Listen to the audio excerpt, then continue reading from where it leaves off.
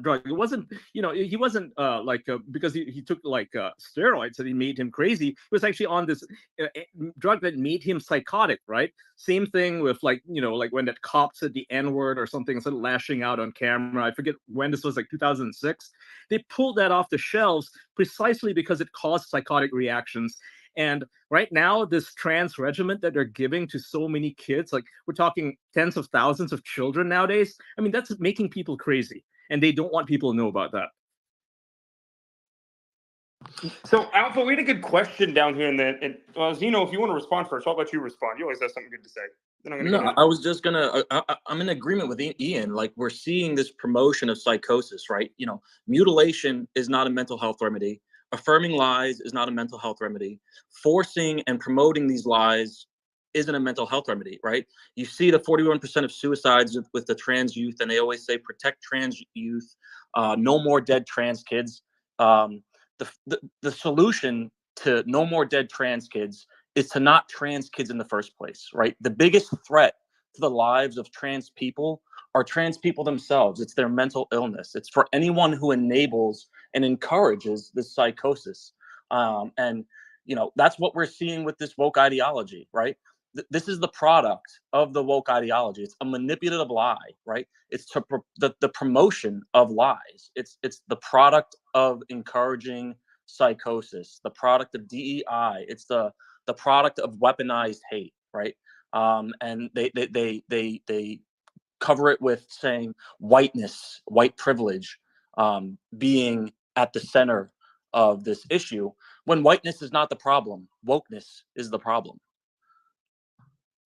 Yeah, so will we ever, Alpha, as somebody, and this is from the audience here. You were former law enforcement. You executed a lot of warrants, I'm sure. Uh, is there any possible way that the public will ever know anything about her medical history and what maybe was she on these medications that possibly drive psychosis? Is there any way that we're ever going to be able to figure that out? It's a hard one. Don't know the law specific to Tennessee, and what their policies are. When evidence gets released. Typically, when a case is finally completely closed, that information can get released out. But you are dealing with HIPAA. You are dealing with victims that were minors, so you're going to have all these different. So will we have access to everything in this particular situation? I don't think so, but I can't say that with absolute certainty either. I think this requires legislative intervention, right? The lawmakers in Tennessee need to step up. And I think that's what, I'm not American. Okay. Everybody knows this. People like to joke about it. But I think what people in Tennessee need to do is they need to call their lawmakers, right? If you live in Tennessee, or even if you don't live in Tennessee, call up the lawmakers and tell them to do something about it. Tell them to expose this. Tell them to write together a bill that, you demand answers, not just for this one case or for the six victims in this, right? I don't count her as a victim necessarily, right? But the six victims, and not just them, but for future potential victims, right? I mean, you got to call them up and say, hey, this is something that they're forcing onto kids, that they're turning them into ticking time bombs.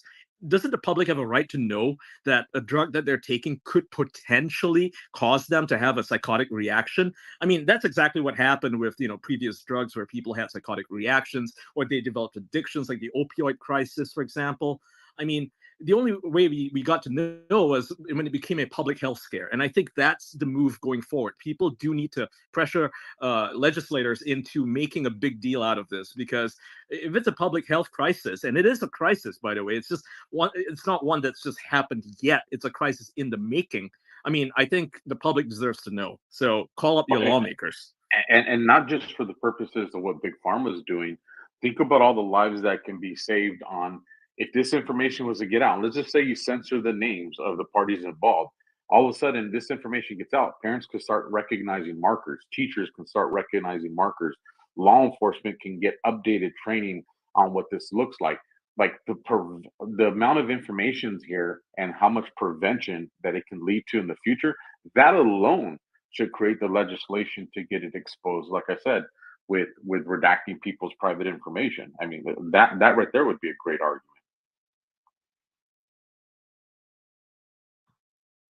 Yep. Sorry, guys. Still going through comments, writing a post here. Diligent, jump in. Yeah, I just wanted to give it a warning for parents that are out there. You know, my daughter was indoctrinated into trans ideology through the school when she was like 12, just after the pandemic. And that's actually why I came onto Twitter, you know, when Elon bought it, was to speak out against that stuff. But, you know, it started with a really benign visit to a therapist over depression. It wasn't about trans ideology. That it kind of like snowballed into that. You know, I can't get it out of her whether it was suggested directly, you know, by her therapist or if it was just the people at her school. But you know, it was Zoloft that they started her on, right? And then the therapist started socially transitioning her.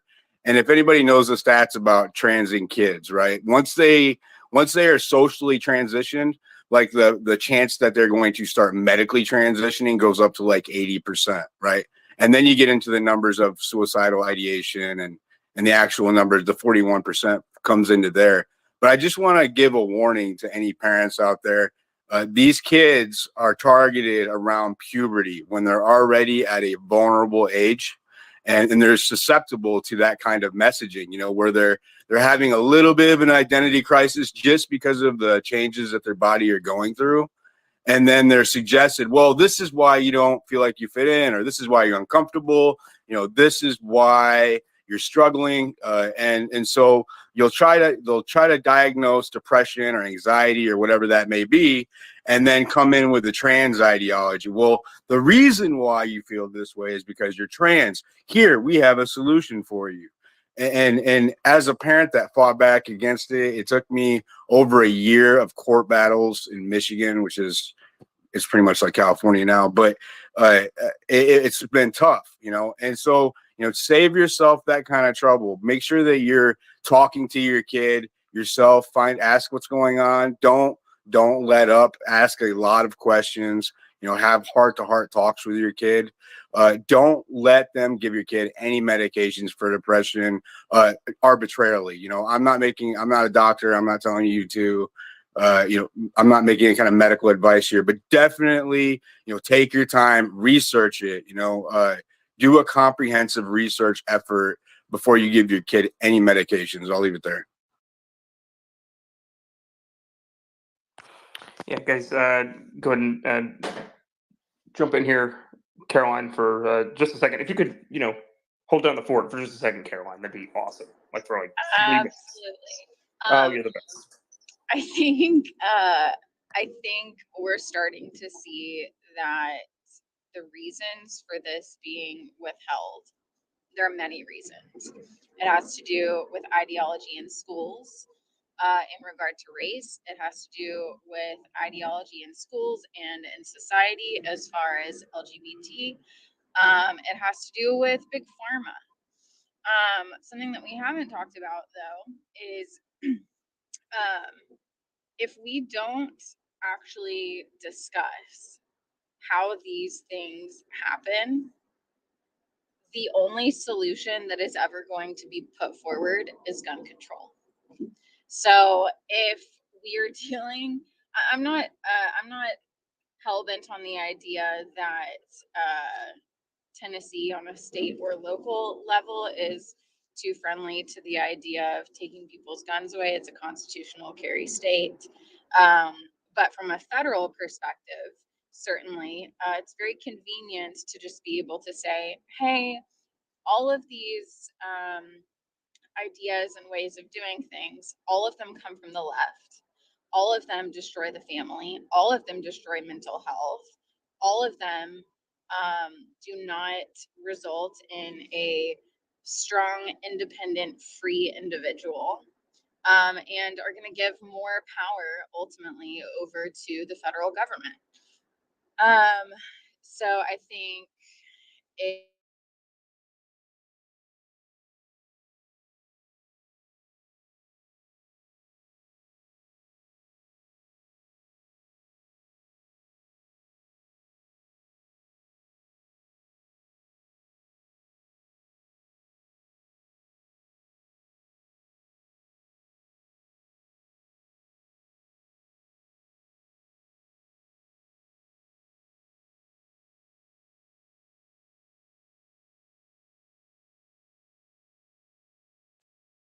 and going in one direction.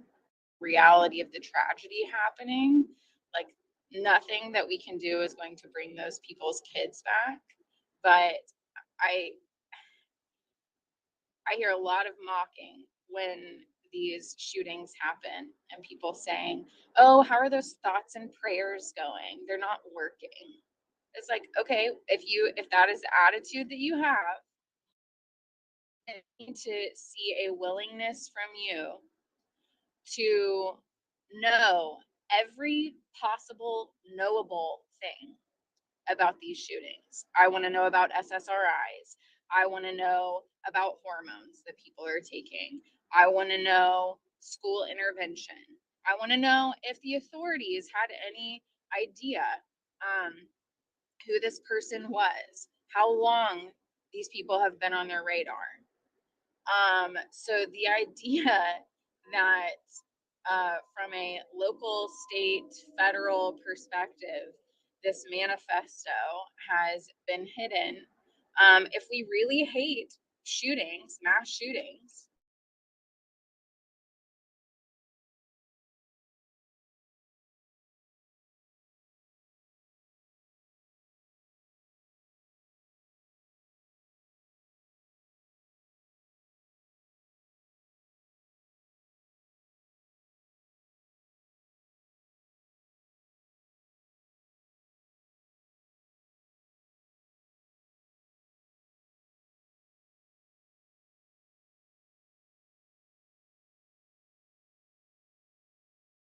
Piece of the information is going to unravel and dismantle this narrative that's been pushed upon everybody, right? You've seen clips of Joe Biden giving his speeches talking about white supremacy, ending white supremacy in America, how it's rampant, how it is so prevalent now in our society. It is in every facet, right?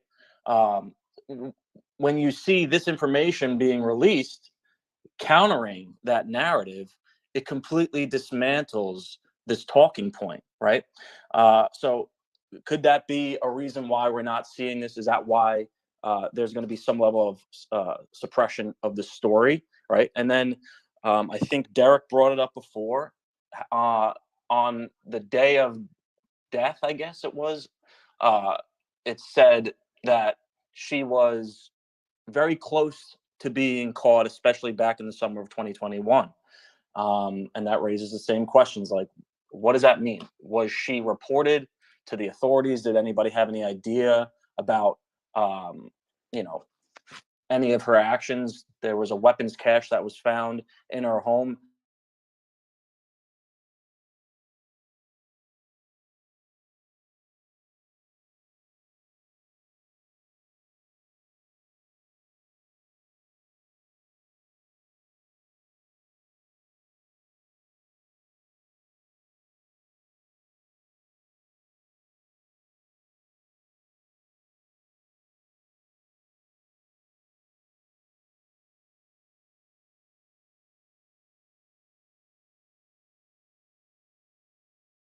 Yeah.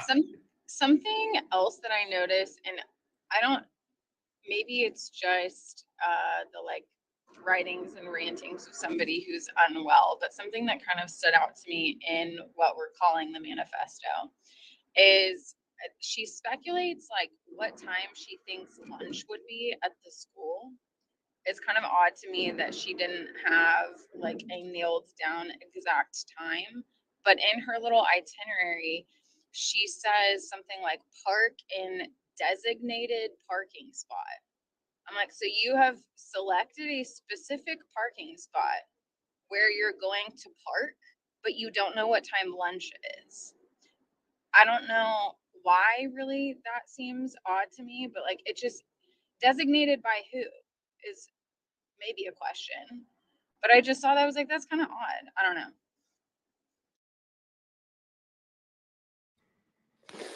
So Nick is doing some research, and I just talked to him, and so we're going to kind of go through some hands real fast while he's working on his masterpiece to reveal to all of us.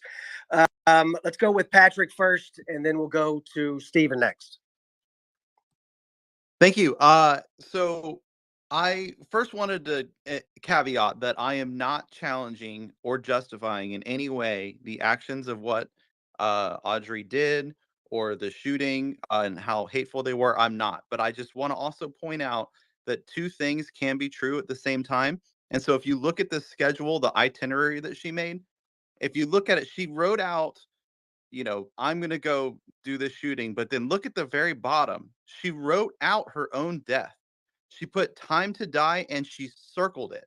My point is she was glorifying in that moment her own death.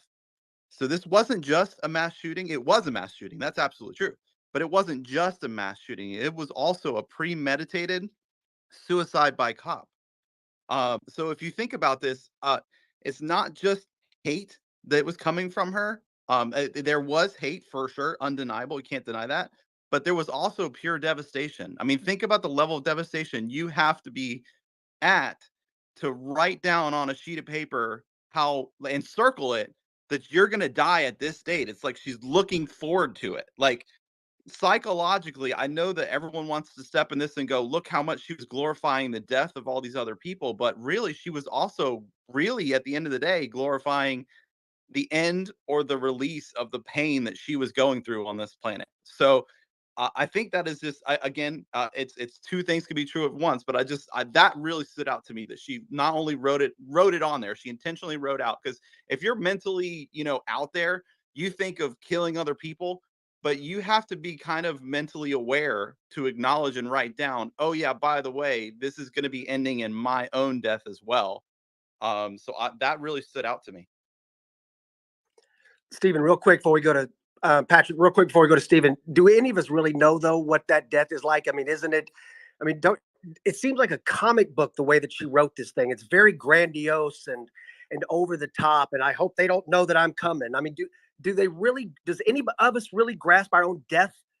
Because it just seems like it just seems like that she's over the top here. I don't know if she ever actually believes that that's what's going to happen, especially considering the fact that she had a second place kind of lined up. What do you think about that?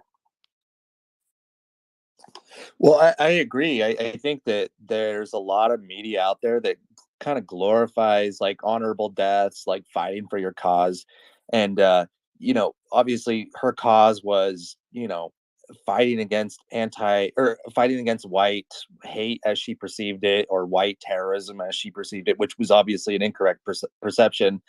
But, yeah, I think that a lot of just the stuff she was interacting with really altered her perception. And I would say that I kind of agree with you. Like, I don't think she really fully understood what death means. It's like, if you're not, if there's no sort of spiritual afterlife, it's like, there's nothingness, which, isn't exactly good or bad. But if there is a spiritual afterlife, then, you're in hell. So I don't know that the thought process was all very thought out, was very good.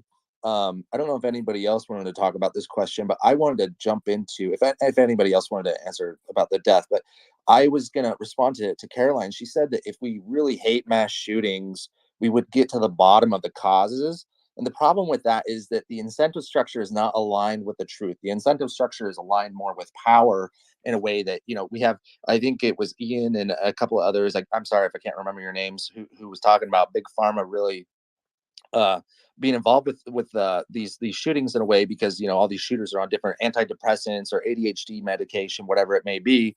If the public knew, they may be less interested in purchasing that information, and that's a pretty solid precedent, because we have now a bunch of left-wing Jewish Democrat donors that are now kind of reassessing the way they spend their political donations after this war in Israel. They're like, okay, well, a lot of these people I'm politically aligned with have a lot of anti-Jewish sentiment.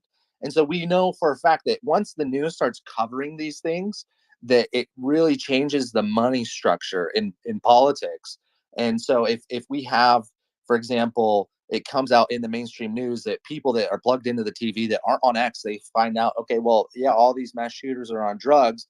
Well, now all of a sudden the debate doesn't come around gun control. It comes about, okay, well, what are these drugs doing to these young people? And then, now you don't have as many drugs. And then if you don't have all those drugs, then you don't have as many people transitioning. And if you don't have any people transitioning, that's like $1 million a head you leave out because of all the different operations that come in. So the incentive structure is definitely oriented towards the government wanting to take away guns so that they can have more power, like we saw in the COVID lockdowns. That's a given. The pharma companies losing out in multi-billions of dollars based off of pharmaceuticals, and the medical industry losing out on multi-billions of dollars through transgender surgeries. So there's literally billions and billions of dollars incentivized against us coming out with the truth. And there's the government itself is incentivized on fighting against guns so that we can't defend ourselves from them if they ever become tyrannical, which they obviously want to be, and they obviously are going that direction right now. So the incentive structure is very disturbing, and the media is hoping to just be the mouthpiece of all these different political and powerful interests.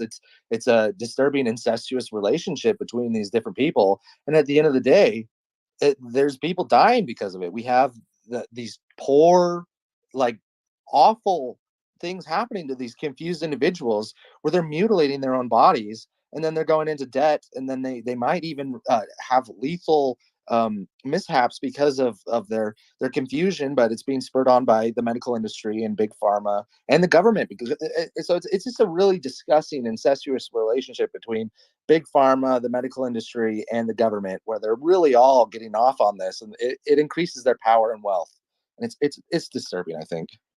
And I think it's worth keeping in mind that the single biggest source of revenue for media companies, especially legacy media, meaning, newspapers and TV, is pharmaceuticals, right?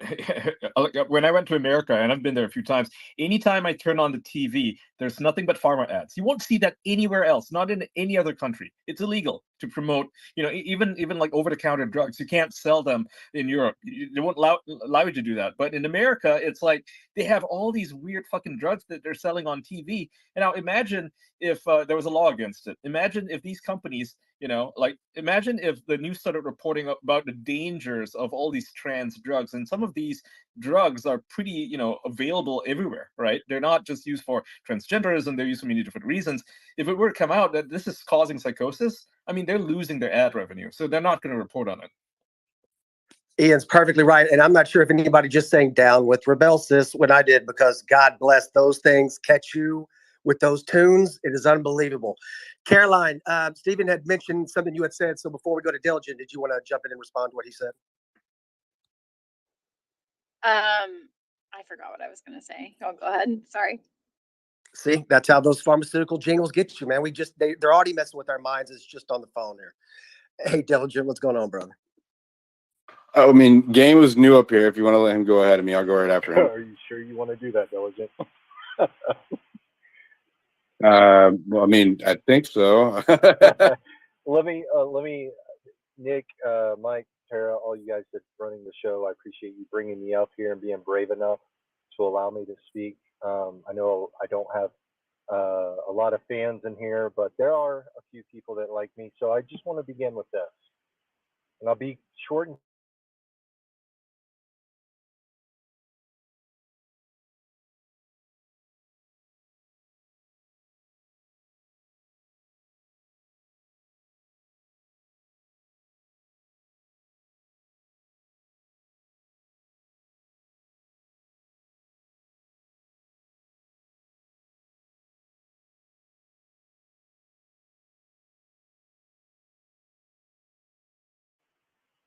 let's look at that you guys can look up. It's court documents. In the court documents, states that an FBI agent in Garland, Texas, paid for weapons to an individual to shoot up people at a Muhammad drawing contest at a library in Garland, Texas. Not only did the FBI supply this person with the weapons, the FBI actually drove to the place where this guy was shooting. They followed him to the location. The FBI agent got out of their car, filmed this person getting their guns, their weapons, and shooting two individuals, and filmed it, and then drove away from the scene. The FBI did that. It is under court record. You cannot deny that it happened. You cannot deny that it's crazy talk from Game Tech Politics. So now that we know and have information that the government has been involved in massive shootings, Garland, Texas, and been involved in kidnapping plots, Governor Whitmer, we know that the government has done nefarious things to us prior, right? Pruitt-Igoe, look that up. Pruitt-Igoe, the military put powder in vents and studied the health effects on poor people in St. Louis. That happened in most of you guys' lifetime, not mine because I'm a little bit younger than you guys, but it did happen. So now what do we do with that information? When I come up here, because I know that there's a speaker in here that I've talked about MK Ultra before, and he says, no, game. MK Ultra never does happen. The CIA did away with that a long time ago. Really? Really? Did the CIA really do away with MK Ultra a long time ago?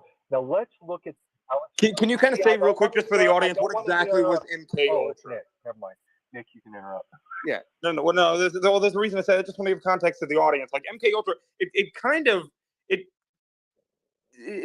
hints at what you're saying here, and I mean it does more than just hint. Yet MK Ultra, and then Operation Northwoods, and all of this became public years and years later.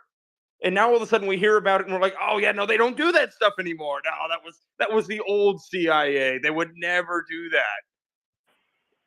So MK Ultra, what was it? Yet Operation Northwoods, and then there was which one was it where they're saying that okay, we need to have false flags on American soil that Operation to drive a narrative. I'm not saying that this happened here, guys. I'm just being clear, but these are facts. This did happen. These did happen. They have been declassified. I don't even know. I mean, I can't even imagine what's still classified. That's Operation Northwoods, by the way. That's Yeah. a false flag operation. Mm-hmm.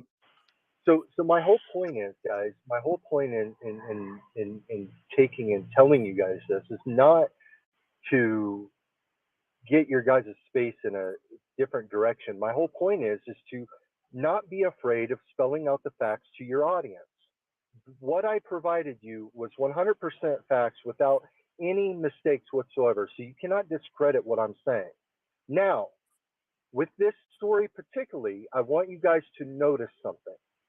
I want you guys to go back to the Alex Jones video and watch it later on or when you get time. I want you to be very careful in listening to his words because he did it on purpose. And I know that he did it on purpose. He uses the word brainwashing and psychotropic drugs. He uses brainwash and drugs in the same sentence numerous of times. Now, Nick, you're a pretty smart guy, and I was just praising you like 15 minutes ago. People asking me about you, and I said, he's the real deal. Nick, let me tell you guys, he's the real deal because he is not afraid to fucking hold government accountable. And we need more people like him. And I'm not kissing his ass because I'm already friends with him. I don't need to kiss his ass anymore. So the relationship's already solid. And I don't need to be in his spaces because I don't need the follow. I don't want you to follow me. I just want you to listen to me. Listen to what Steven Crowder in the next week is going to say. And don't be afraid to talk about MK Ultra when it's proven that they used it. It's proven that they've taken and set up mass shootings prior to this. It's proven that they've taken and plotted Governor Whitmer's kidnapping plot and all. I could go on and on and on and on. It's proven that the government has done nefarious things against citizens. Why is it not plausible for these drugs and these people who are going through things in life? Why is it not possible for the government not to take the data that they collected on these individuals and use these individuals as weapons? Why do you guys look at me as crazy for saying those things when it's happening? And there are people in the know. Just because a compartmentalization doesn't allow us to know everything There are people who like to talk and leak. And do you think that Steven Crowder just woke up one day and seen in his mailbox a list of documents from the government by accident? No, it's because people leak. And he has done his journalistic duty, and he's now doing the story. I pray that people like that have an audience like Tara and Nick and the rest of you, and yes, even Ian, I just pray that you guys would just look into it, educate people, saying this is plausible. We've seen it happen before. It's plausible. So we need to not be afraid to ask Matt Gaetz or the rest of these politicians about the nefarious things that the government's doing. And I am very disappointed in a lot of you. And I'm going to end with this. I'm very disappointed because I was very excited about the talent that we have on X. And I was excited to speak with these people who are remarkable, talented people. And yet you guys are failing me every which way because I'm going to say metabiota, because you guys have had these congressional members. And if you guys get on metabiota more, we will honestly see every single thing the government does. If we can get Matt Gaetz in Congress stating metabiota, Hunter Biden invested in a pandemic response company since 2014. You heard, Nick, you gave me the opportunity to speak with Rudy Giuliani months ago, and he had no clue about it. We need to start educating people more about MK Ultra, metabiota, and all the rest of the sinister things that the government's doing. Thank you guys so much for not interrupting me and not shouting me down and just letting me say my piece. It was a man. I'm floored by that. Thank you so much for your being polite and letting me speak. I'm going to drop down now. I don't need to say anything more. I just hope. Yeah, I definitely appreciate it, man. It brings up a lot of good points and good topics for conversation, especially like I'd even like to do an entire space on this at some point. We've had to cover a Yeah, lot you of should. breaking news here recent. What'd you say? I said you should, and I think I just want to add to what he said. What are in those journals? There's 20 of them. I mean, what do they disclose? Who do they, uh, you know, like who's involved in it? I mean, if she was like, if she was being indoctrinated, we want to know by who, right? Who indoctrinated her? Who made her the way that she is? She's got to be, it's got to be in those journals. I want to see what's in them. It might just be, Even if completely she's nothing. just expressing her thoughts. Right. It might just be nothing, right? But I want to know. Right now, I'm really, really curious as to, like what creates a mass shooter. Those journals have got to have some answers. Well, yeah, if you look at the inventory on line 11, it lists 3 folders, 4 journals, and in parentheses it has school shootings and firearm courses. So that could be the contents within either those folders or journals. Yeah, and so we have no idea which journal was just posted by Steven Crowder. We're talking 3 pages out of 20 journals, 3 folders, and what else is on this list? Like I've even lost track at this point. It's pinned up to the top there, but there are 4 pages for this inventory of seized property here. I mean, what else? We had a suicide note. We have not seen the suicide note because that would be inventoried, I believe, and maybe Alpha can correct me on this, but that wouldn't be necessarily inventoried separately because it was in a journal. No, and then line 23 is completely redacted.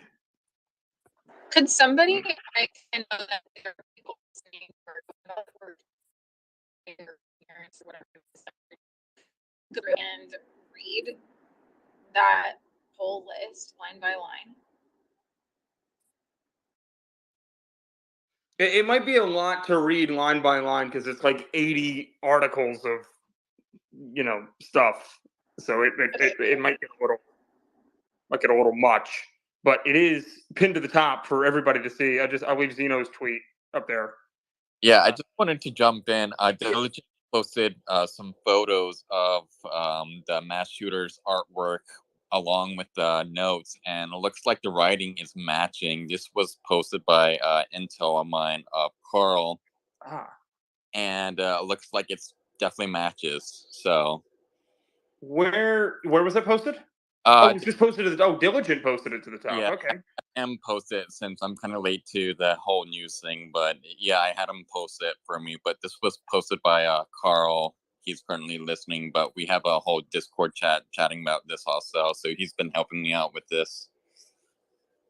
Wow. Okay. That's interesting. That's something that we were asking about here earlier in the space. We definitely appreciate that, Diligent and Hunter. I'll let you comment on here, Diligent, in just a second. But we were asking this earlier. It's like we were trying to find something that would, where we could see if the handwriting matched, and it does look like what Diligent posted up here to the top on the space here, guys. It looks to me, correct me if I'm wrong, like the handwriting matches the journal that Steven Crowder has.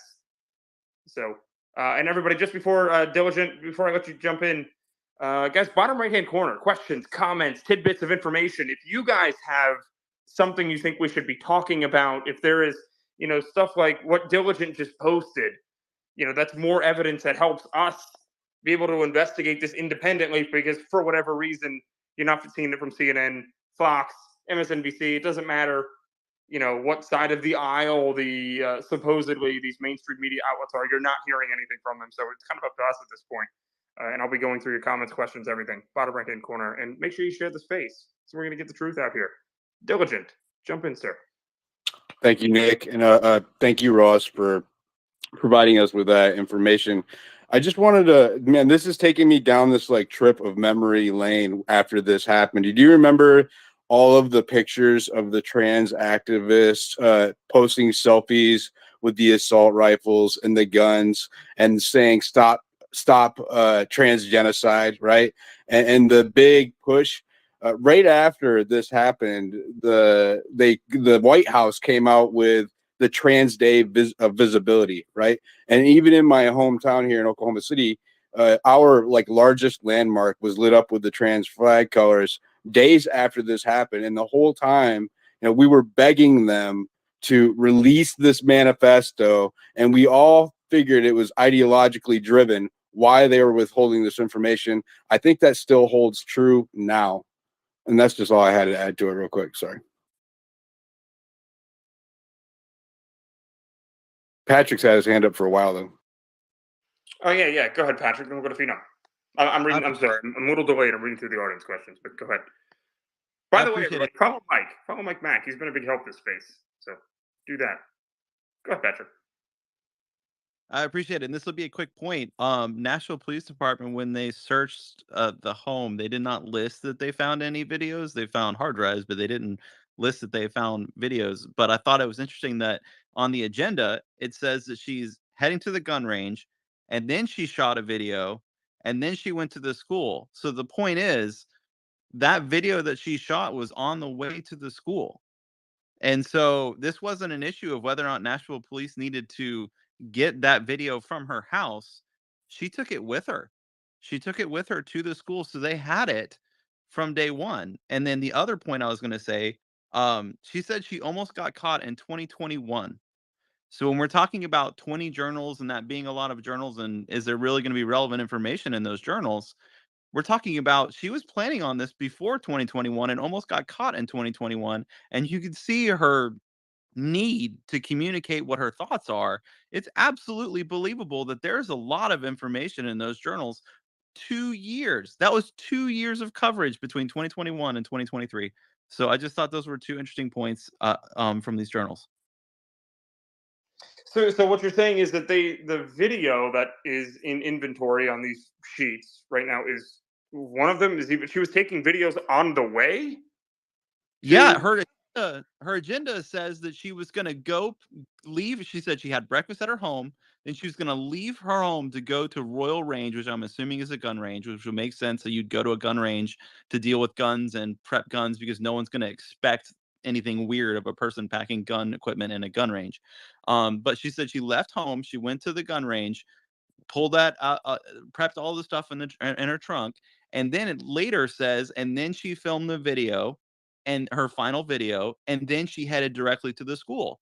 So my point is that she didn't go back home at that point. So the video that she shot, her final video, was not at her house. It was with her, either on her phone or whatever, but it was with her at the school.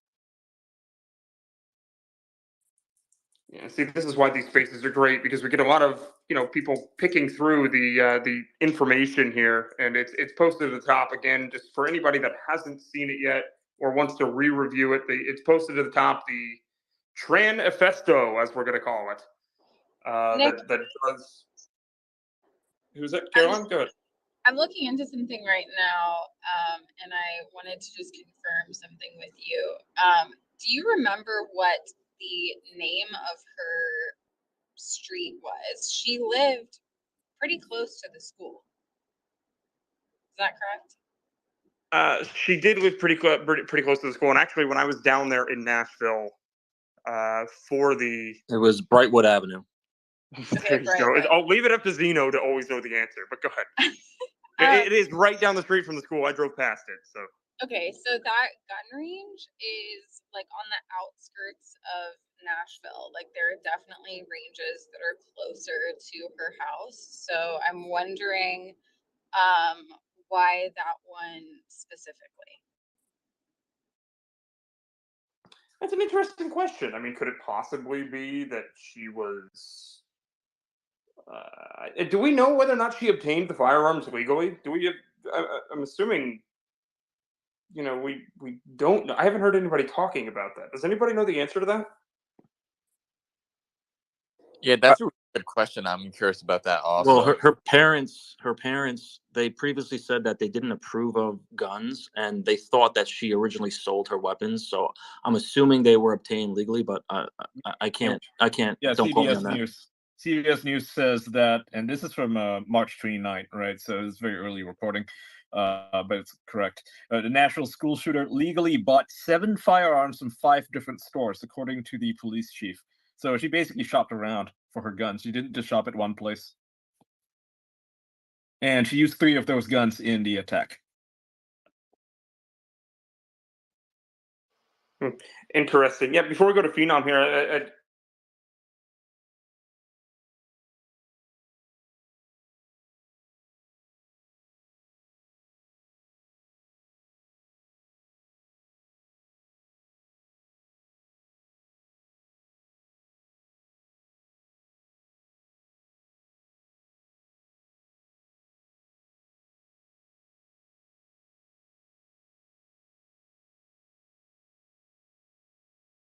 somebody wants to say shoot up a. It's going to depend on the area. It's going to depend on the person's criminal record. But if you want to find a gun, it's not hard to do. It may take you longer, but if somebody wants to get a gun, it's not hard to do at all. It's interesting. Phenom. Go ahead. Hey, Nick and Tara and everyone. I wanted to just speak for a moment about the pharmaceutical aspect to this, and just to remind us all that let's take SSRIs, antidepressant medications, selective serotonin reuptake inhibitors, which are the most prescribed of all medications. 24% of all adult Americans are on some sort of psychotropic medication. So that means in a space like this, there's 500 listeners that are right now prescribed some sort of psychotropic medication. Now, that's not a judgment at all, but I think we need to take a look at what the evidence is behind SSRIs. Let's take depression. The the serotonin hypothesis of depression is exactly that. It's a hypothesis. And if you review the research, it was actually moot or debunked back in the 1960s. But there's something, sadly, in science, in publishing, that's called consensus over science. And we can see how, in so many different fields, whether it's law or medicine or agriculture or really anything, the money is what drives it. And so those that publish what the big industry is really looking for, those are the ones that get published. Those are the ones that get the research funds. And we've seen even through COVID how if you don't kind of follow that consensus, or climate is another example, you get canceled or you get transferred out or you get let go or you don't get tenure. Now, with the fact that this is just a hypothesis, it's also, we don't even have a way to measure serotonin in the body. Serotonin is, we think it's linked to mood, but it's also linked to memory, movement, learning, um, just muscular development, and it's, they're hormones, just like, neurotransmitters are hormones. Hormones are neurotransmitters. They kind of go hand in hand. So then we also don't know what happens when the body is given 2, 3, 4 different types of these medications, hormones, testosterones, and stuff. Plus, there's all the metabolites, and nobody really knows how those interact. So this is a $36 billion industry. That's probably, not even accurate. The Oliver Pharma, I think, is over a $1 trillion industry globally. But the fact that there are all these people, like 24, 25% being medicated based on a hypothesis.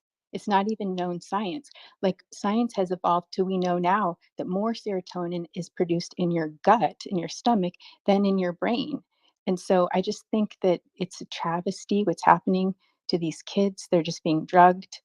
It's happening to adults as well. I think that with the radicalization that's happening on campuses, the drugs are just making it easier for them to just be in this false reality. And, these things are such tragedies. So I hope we use them to kind of expose some of these other issues.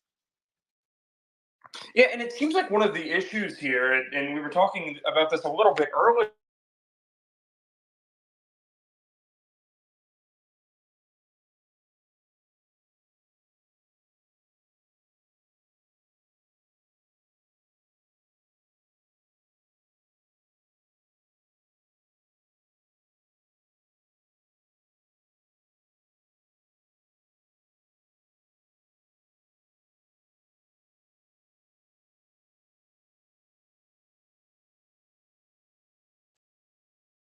Eyes were, prescribed to her, what she was prescribed, what sort of medications could have possibly caused somebody to, just go into a total state of psychosis and shoot up a school. We don't know because, with these SSRIs and such, they even tell you about side effects like suicidal thoughts and behaviors, especially in children and young adults. Very important. And then, interactions with other drugs, we don't know. And then, the long-term safety of it, we don't have very many studies on that. They're still ongoing.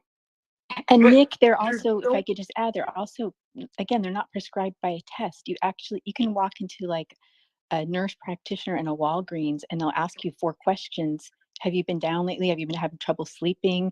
Any stress in your life? And you can walk out with a prescription for these drugs that change the whole chemistry of not just your brain, but the neurotransmitters in your entire body. Yeah, yeah. And absolutely. I don't know. So I know we kind of hit on this just a little bit earlier, but people are asking in the audience, and so Ian, I don't know if you know anything about this, but I think we were talking a little bit about earlier. e- Elon Musk has been hitting this stuff really hard. These SSRIs been, Yeah, he's not a fan. He's not a fan. yeah, not a fan.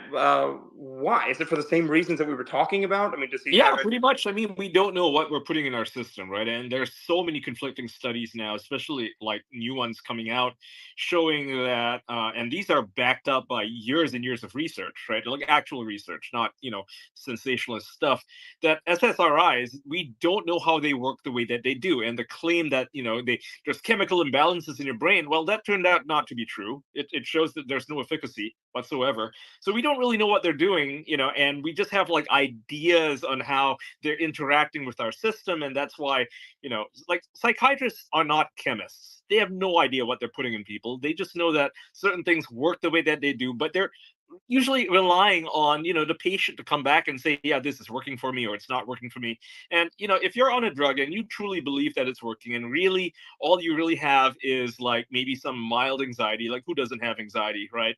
If all you're having is that and you're claiming that it works, then they'll report it and say, yeah, the drug works. But is that actually proof of anything? No, it's not, right? So we don't know what they're actually doing, what the long-term effects are. I don't think there's any longitudinal studies we're talking like, decades, like 70 years, to show how effective they are or anything, because these drugs are being manufactured, like new ones are being produced every other month, right? And they're prescribing them to people, like even like actively telling them that, oh, it's experimental, but take it and see what it does to you. And we have no idea what what people are on now.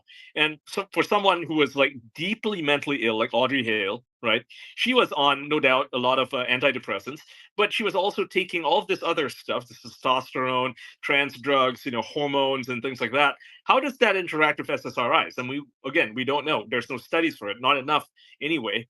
And they're still pushing that onto people. It's like a billion-dollar, multi-billion-dollar industry. So I think it's unsafe. I think that people need to cut back on this. I think we need, as a society, as a global society, because more and more people are being pushed on these medications because, again, they're very good at marketing. They're very good at advertising. They go directly to the doctors and tell doctors, yeah, if your patient has anxiety, give them this. That needs to be stopped. I think there needs to be actual regulation on this. Some people might scoff at the idea of regulating anything because libertarianism or whatever, right? But the fact is, they are poisoning people, and we can clearly see that in the way that people are reacting to it now. Someone like Audrey, she's an edge case, right? She obviously, most people are not going to turn into mass shooters, but if you're even like a 10% chance of being a mass shooter, I think, shouldn't the public know about this? Shouldn't people know that what they're putting in their systems isn't vetted, isn't safe? None of it's really tested. There's what's the sample size of these these drugs? Is it like 100 people? Is 1,000 people enough? No, I think that you need to have like 50,000 people, even 100,000 people before you can make any accurate assessments. But right now, these studies, they're so minimal and there's no oversight over it. I think it's dangerous, and I think Elon knows this, which is why he's pushing back against it as well. Because I don't know what his whether he has had personal experience with SSRIs or if he knows anyone in his family or maybe friends. I think we all know someone who's been on SSRIs and wasn't happy with what they were taking, right? Or maybe they were misprescribed something they shouldn't have taken, and I think he's just as worried about this as anybody else. I think anybody in this room, rightfully so, is worried about.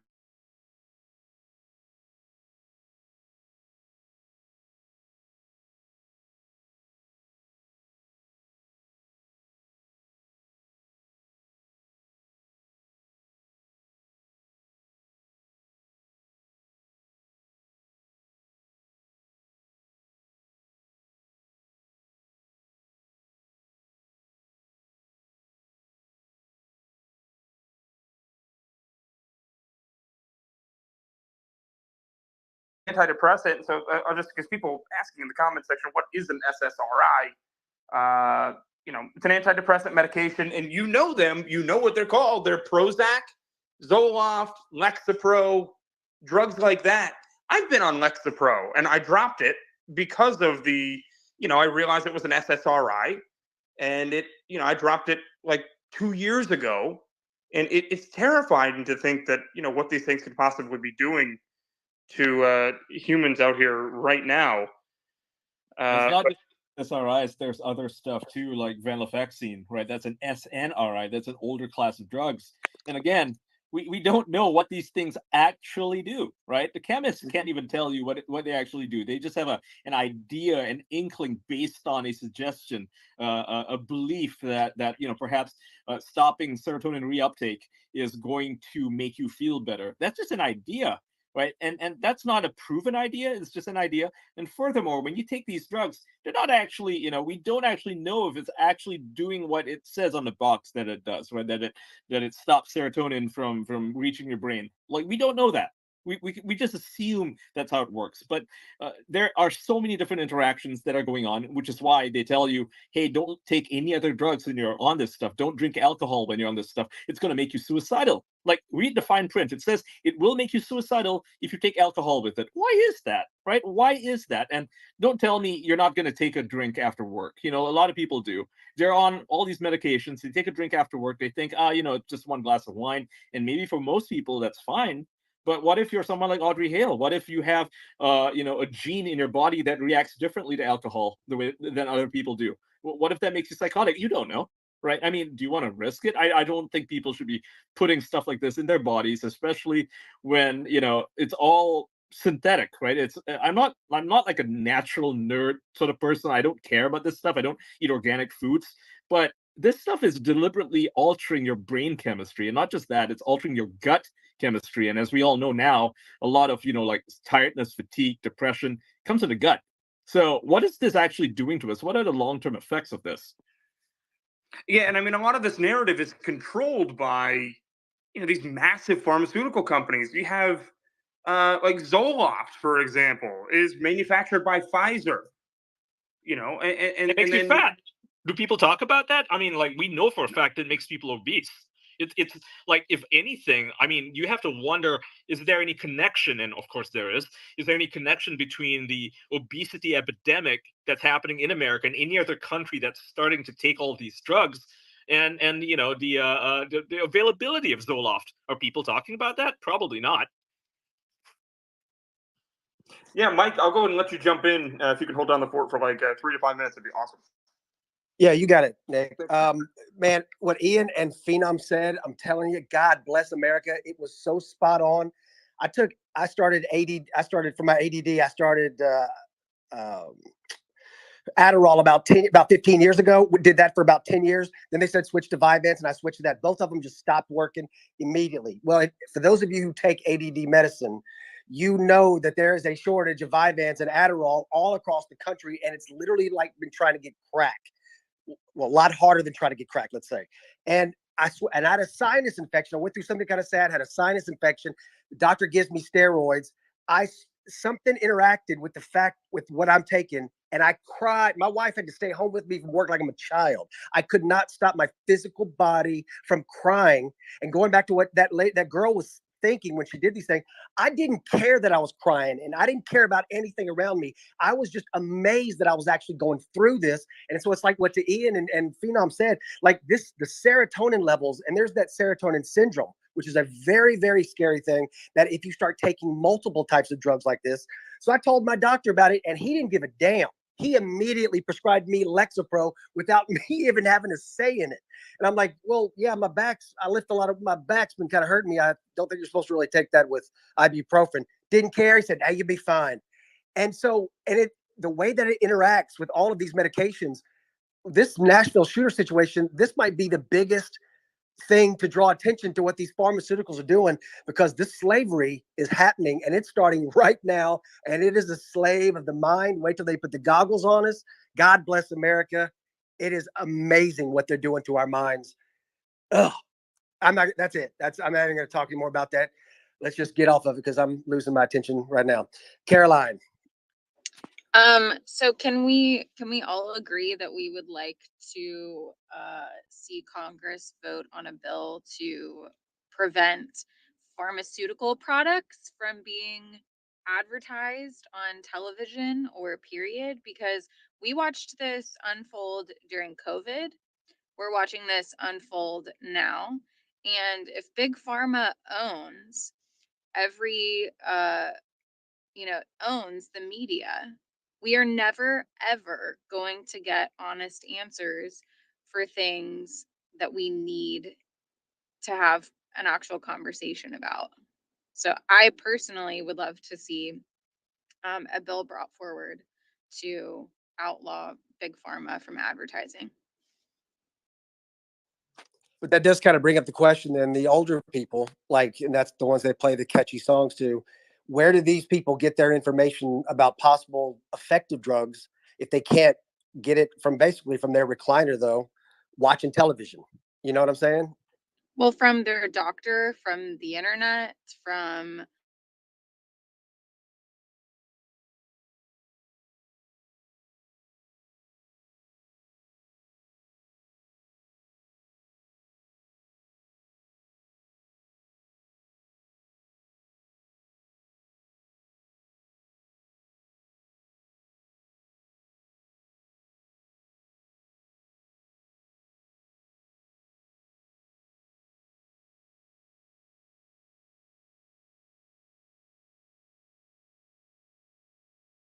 We're brought to you by Pfizer here.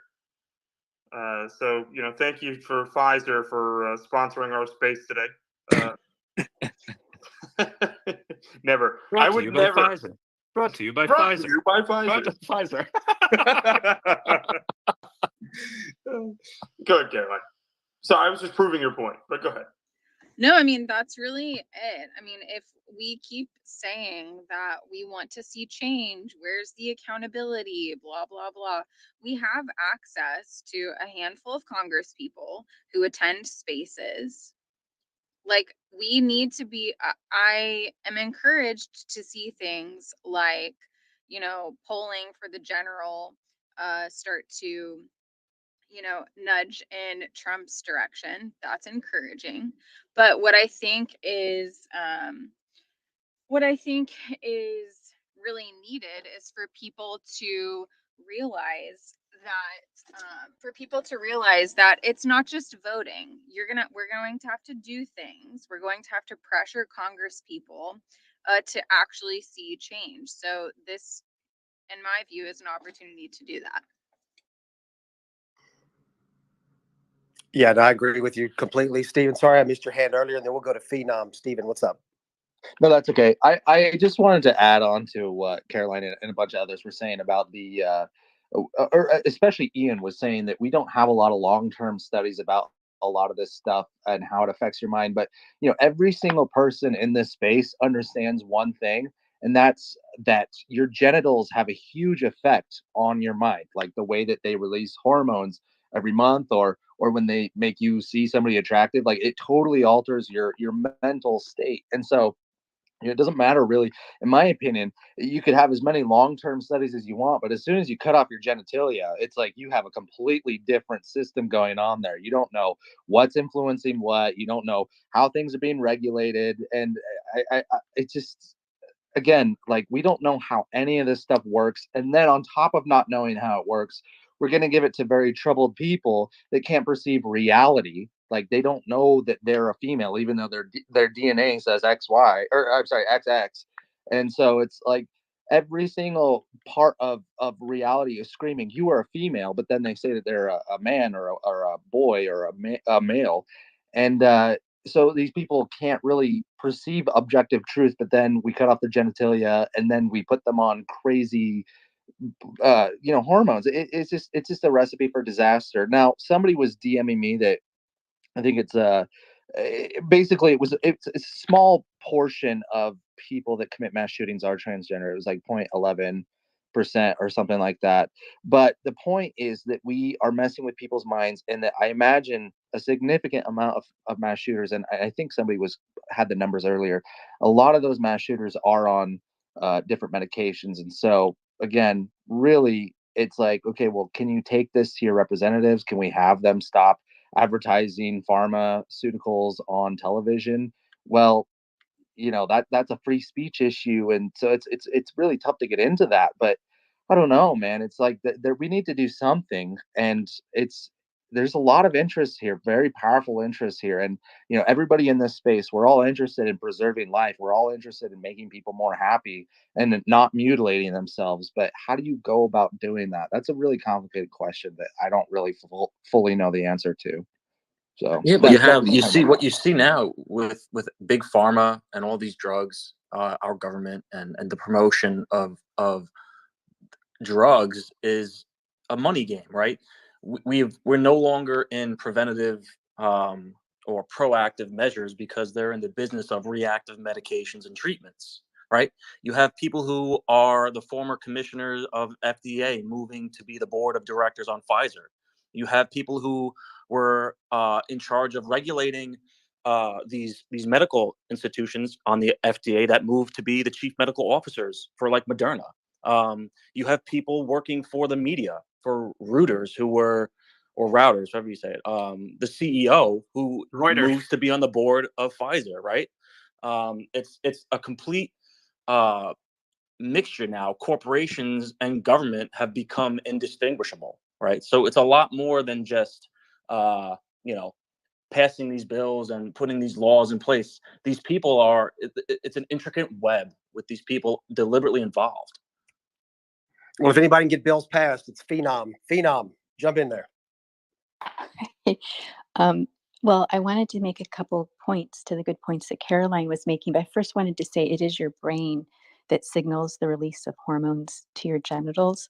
There definitely is a feedback loop there, but it's your brain. And so that's why when some of these kids just are troubled before maybe even they start identifying as gender dysphoric, they're immediately put on medication. It's usually always an SSRI first or an anxiolytic like a benzo.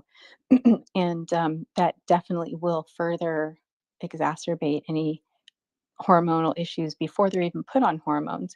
But I wanted to speak a little bit to the direct to consumer advertising with pharmaceutical companies because it's really only New Zealand and the United States that can directly um, advertise direct to consumer and make actual claims. Canada, you can advertise in a limited way to consumers, but you can't make specific claims. And it's interesting because the like 22, I think it is, of the member states of the EU continuously vote down any sort of direct to consumer advertising. And so if you look at the larger landscape, you can kind of see, like, whether in the US Congress or in the parliament there in the EU, you can kind of see who the bigger players are, which industries they're more kind of like authoritative in.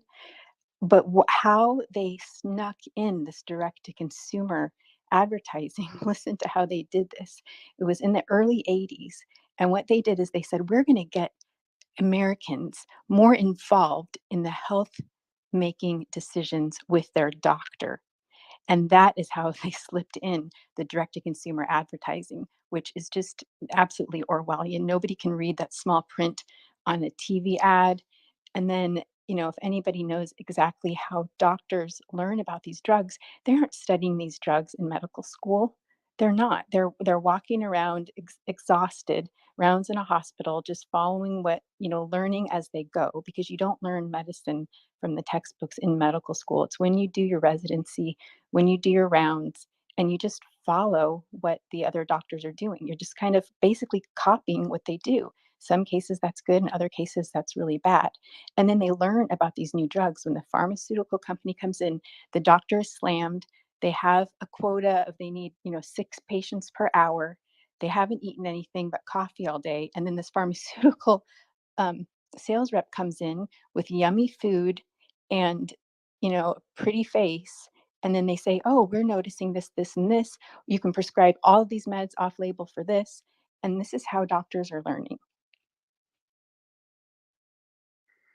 Yeah, that's a great point, Fina. But let me ask you this: if let's say you started a space and you brought up all the points that you just did, and you really started making an impact, what's the worst that would happen to Pfizer? They get $100 billion fine.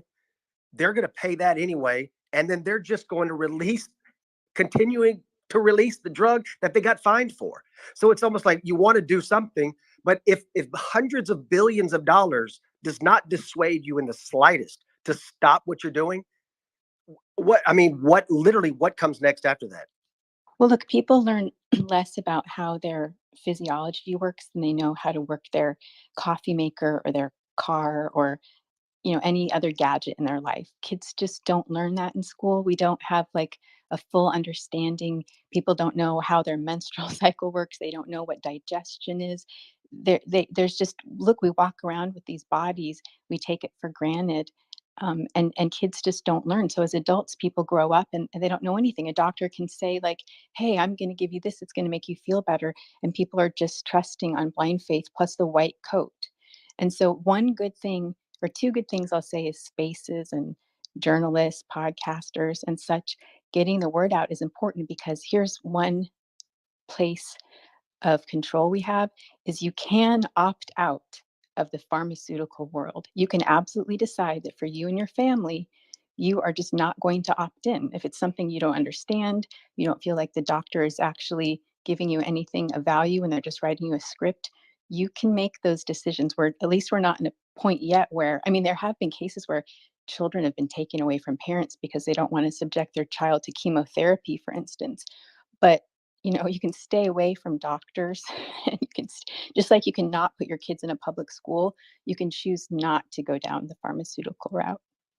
So we'll kind of divert the topic here just a little bit, and we'll go to, because we have Ed Krasenstein up here on stage. Ed, Oh, the whole room hates him. I know, which is kind of why I respect the fact that he came up here. But Ed, for what reason should we not believe that the FBI, Nashville police, and other agencies were hiding this manifesto due to what we saw today? Because it seems like with all these other mass shootings, we always know the same day or the day after what the motivation was. But this time we weren't allowed to know. We weren't allowed to know that she was, targeting white Christian children at a private school. Why is that? So is it the FBI or the local authorities who have been holding it back? They both refused to release it. They both had it in their possession. They both refused to release it. I mean, I assume they were eventually going to release it, right? I assume. Well, we can assume. I mean, I but think they probably not. said the investigation could take up to a year, but upon that, we'll release the manifesto and all other evidence. Well, that's crap. They don't have any investigation. It's concluded. It's done. I mean, Yeah, this Ed, is what made are the quite clear. I mean, I don't know. I'm just going by what what's they're that saying. I'm not investigation? saying they're saying the investigation's still open. Whether maybe they're still interviewing witnesses. There Who isn't. knows? Like I don't. there are two different statements, right? The National Police claims that there's investigating. State says there is no investigation. It's concluded. It's done. It's finished. So yeah, the National's investigation is still open. Is the talking point everybody you hear say when they don't want to speak on it? I mean, Garland says the same thing when he's in front of Congress. I can't speak on an open investigation. That's all it is. They're hiding and withholding information. Yeah, but I mean, why hide it? Like, I don't understand why everybody thinks it's going to be hidden. That's what we were talking about. The narrative has been spun. But I mean, in a who direction, cares? Like, and what's the narrative released, like? Why not that let people know narrative that has been pushed is going to completely unravel? No, but I mean, I don't see how the narrative harms. Like, who does it hurt by being released? I don't get it. Well, after this incident, the trans community took to the public and said there was going to be a trans day of genocide.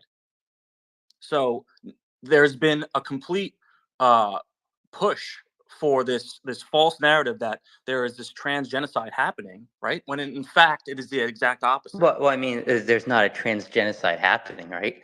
Right. No, of course not. But this is the narrative. Yeah, it's like they use use a school shooting where the shooter is a trans person, and their response to that is, "Oh my gosh, there's going to be a genocide of trans people." Like, the nerve. I mean, that's ridiculous. But I mean, I think common sense says that's ridiculous. But at the same time, I don't know why wouldn't the FBI want to release this? Like, what benefit does it do to them to not release it?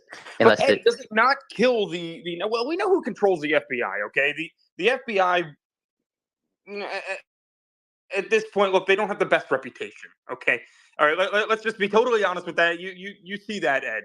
At this point, the American people have very little faith in the FBI at this point, which is really sad, okay? They used to be the preeminent law enforcement agency, if not just in the United States, in the world, okay? A lot of people revered the FBI.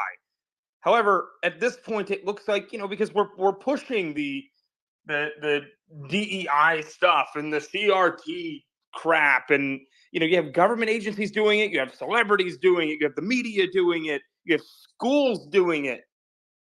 Does that not seem like reason enough for them to want to hide this stuff? Because it destroys that entire narrative. I don't know. Like, I don't see that. Like, I think it's a lot being made, just like the January 6th tapes. I think people on the left want to see those tapes just as much as people on the right want to see them. But then why don't they demand it? Why don't we hear anybody on the left demand it? I've demanded it. I've made posts about it. I think, I mean, according to law enforcement, there's reasons not to release all the J6 stuff because, it could expose security aspects of the Capitol. So I mean, blur that stuff out, or you can censor some of that stuff. So I mean, I don't know. Like, I think it's more about people trying to create. I think there's a narrative being created on both sides. I don't see, like, I think it should be released. I think the manifesto should be released. I mean, unless there's some super secret investigation going on and releasing it's going to compromise it, which I can't see how that's possible. Maybe it is, like, if it was some conspiracy by trans people to do something. Maybe, but I mean, I don't think that's what's taking place here. So I don't get it. I don't know why it's not released yet. But at the same time, I'm not the ones running this investigation, so I don't want to speak for them. Okay, is anybody up It's here speculating, though, right? actually alleging that this was some conspiracy by trans people? No, I don't think anyone thinks that.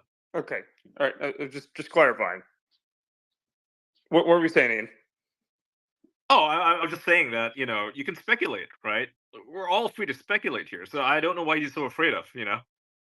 No, I'm not afraid of anything. I'm just saying, like, I think the speculation is, I think there's a lot of speculation, and we don't know for sure why they're Like, okay, what's your opinion? Like, what's the most likely thing? Like, I mean, reasonably likely, and feel free to speculate. I mean, this is a space where we're all supposed to, you know, like, this is an ongoing investigation, so to speak. I don't like, maybe there's other people who they're not sure if they were involved or not.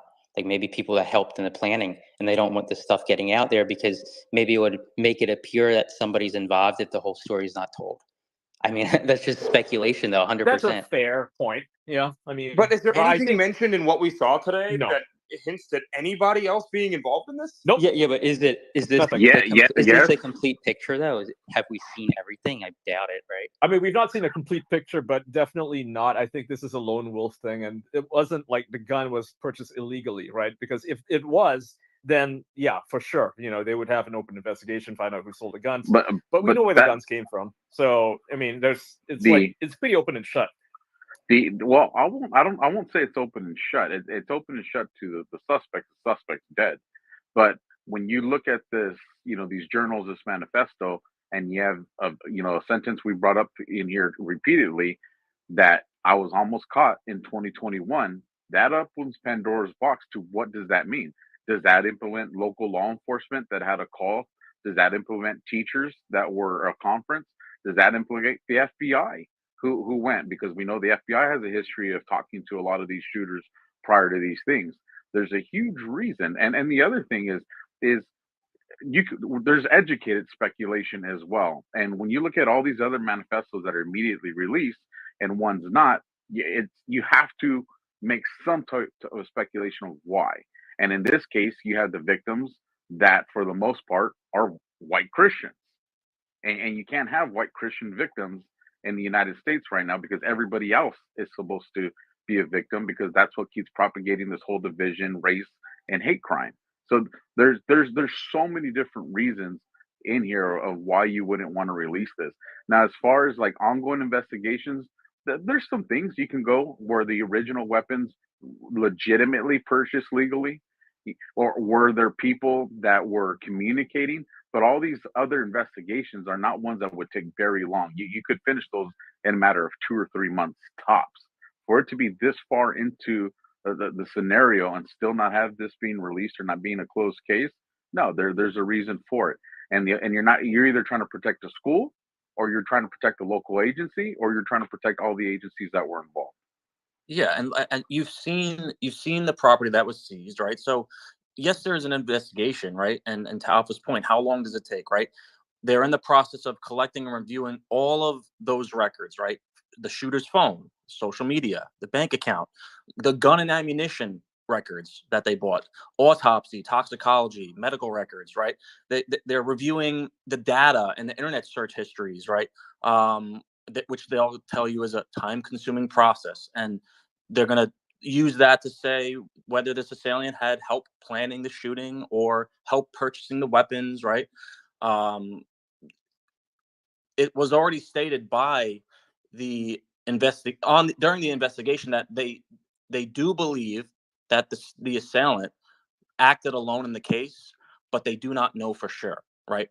So with all that information, how long does it take since what, March until It's almost usually a few months. Yeah. right? So how long does it take to settle this investigation, right, before you can come to a conclusive understanding of what took place? Well, was it, so Well, maybe like real quick we before don't you go know. to Ed, because I want to hear you speak on this.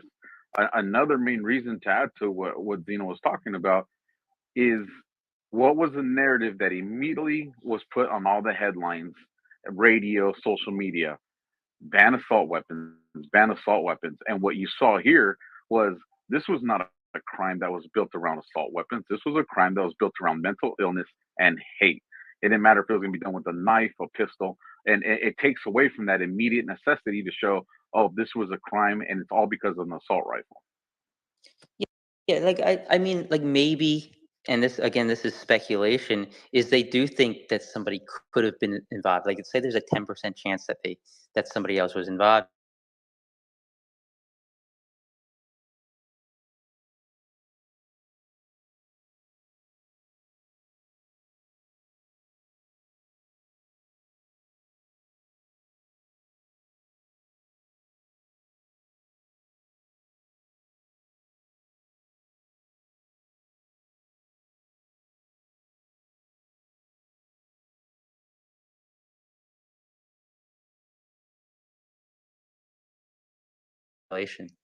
But Ed, I'm going to go to an Political audience question. considerations. Yeah, after Ian, I'm going to go to an audience question. Go ahead, Ian. I was just saying, it's just political considerations. I mean, we know why they don't want to release it, right? Stephen Crowder went over the whole thing, and so did, well, I and many other speakers here on this panel like an hour Well, ago. we So don't know. We don't know. I mean, we You can say suspect, it's right? That's a pretty likely. good reason for it. I mean, look at who's If leaning they would against just give this. us answers, we wouldn't have to speculate. Like, give Yeah, us and something it's to not work just with. pure speculation either. Like the city councilor, I forget her name, but she said that, you know, they don't want this stuff out there because it will be astronomically dangerous. And what did she mean by that? Right. So there are politicians leaning against this. They're the ones saying that they can't release it. The fact that she even gave a statement at all, like they saw this, they know what's in it. So here's another idea. Maybe the astronomically dangerous thing is that if this person was a transgender individual who was writing this manifesto about hatred for people who were against transgender individuals, maybe they're afraid that other transgender individuals would read this and want to do the same thing. Well, you know, well, couldn't you make the same argument about Christchurch? And we had his manifesto within, well, an hour, right? yeah, you definitely 1 could, hour. You could absolutely make that same argument. But We know all but of at the same time, we that know was every different. single time that a white supremacist does something stupid or fucked up or kills a bunch of people, we know within 24 hours why they did it. Right? It's revealed to the press. Everybody talks about it. The media goes on a rampage against white people and white supremacy, yada, yada, yada. But the instant a trans person does something against white people, suddenly we're not allowed to talk about it. Yeah, it's but like, I mean, we don't like, see was she indoctrinated? manifestos I within mean, 24 100% she was, right? She was indoctrinated by DEI and CRT and all this crap that they keep pushing onto people, claiming that white people are bad. And that's why they don't want it released, because it makes them look bad, because it makes their policies look terrible. And that's what Well, it's been. We've seen over the years, right? Oh, go ahead, Zeno. No, go right ahead. Go ahead. I was just gonna say, if you guys remember, one of the earlier ones of manifestos was Christopher Dorner, the ex-LAPD officer that went on a killing rampage. They released his manifesto while we were still looking for him. Like, the dude wasn't even in custody, and we already all had the manifesto out there. And Ed, to the point of like being concerned about that inspiring other people, like I think that point is just null and void, because the literal response to this event was the suggestion of a trans day of vengeance. Like, that manifesto or not, that was the response. Yeah, but don't you think if the manifesto is out, more people would read, and that could cause even more violence? I mean, I'm not saying this is a reason, but I don't think you can make the argument that that the manifesto would be withheld because of that, when you have these Trans Day of Vengeance posts going up, and the post is allowed to stay up. But if I draw attention to the fact that trans people are advocating for a day of violence, my post gets taken down. My post gets flagged. So you cannot, you cannot in good conscience suggest that the manifesto would be withheld because more violence might occur. Yeah, the manifesto. I'm not suggesting that, though. What I'm saying is that might be why they withheld it. I'm not suggesting the manifesto directly shows that a trans person is the one acting out this hate. So how could not releasing that? Hey, let me clear something up here. I'm not suggesting that withholding it would have been beneficial. I'm not saying that. I'm saying that might be how they viewed it, or those No, who are withholding They're it. quite silly I if they're know viewing it that way because, I'm white clear on supremacy what is the you're most saying. dangerous threat to democracy, right? And they have no problem releasing the manifestos of white people who do violence, like white supremacists, I mean, not white people. And so, like I said, they have no issue with it. If they're really concerned with white supremacy, why the hell are they releasing white supremacist manifestos? Wouldn't that inspire more white supremacists to go on shooting sprees? So this idea that they are just afraid that a trans person might influence other trans people to go on shooting sprees, I mean, that doesn't really hold up, No, right? it's It doesn't completely hold up the irrational. logic. Yeah, it's irrational. Completely. Ed, can you at least agree that there is a distinction in how these cases are handled and how this information is released when it comes to ideology? I mean, this is one case. So if you had like 20 cases of a transgender white person doing this, I think you could draw better conclusions.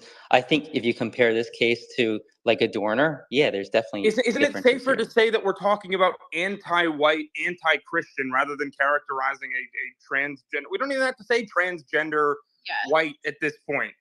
It seems like it I was has to gonna say, do what with the about rhetoric. Waukesha?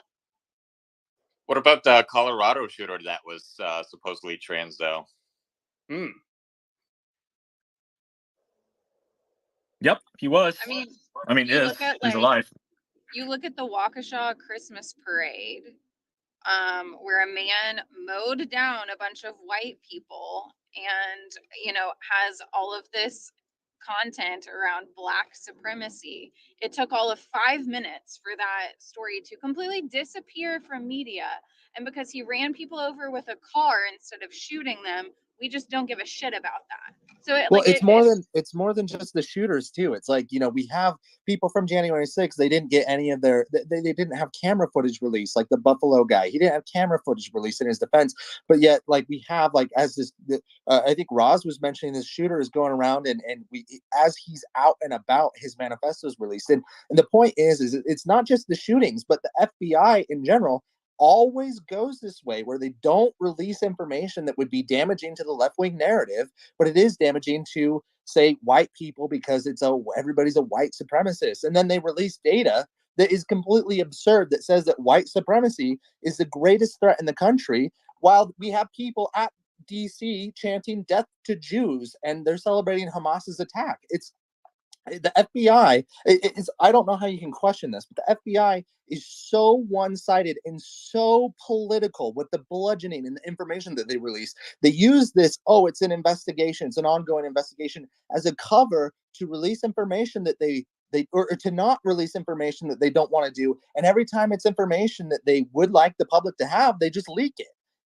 And so it's like we have one leak here.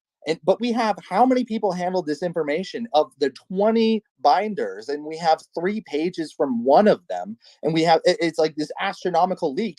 But on the left side, it's like every single time there's information on the left that makes the narrative go in the way that the media and the government and the FBI want, it always releases. And so I don't really understand how we can say that the FBI isn't partisan with the information that they're releasing. But It is it always the goes one FBI way. that's holding this back, or is it local authorities? I think that local It's both. authorities, It's both. especially in Nashville, but the FBI can't release it if Nashville says we want it protected for now because it's part of Well, our can investigation. Nashville release it if the FBI says don't do it? It's like, who are you going to listen to? No, The big guy or the little guy? I mean, if one party is saying it's an open investigation, more than likely the other party's not going to release it. So Yes. So the FBI, I don't think it's the can FBI just here. say, I think okay, it's well, more we're the Nashville investigating local this. authorities.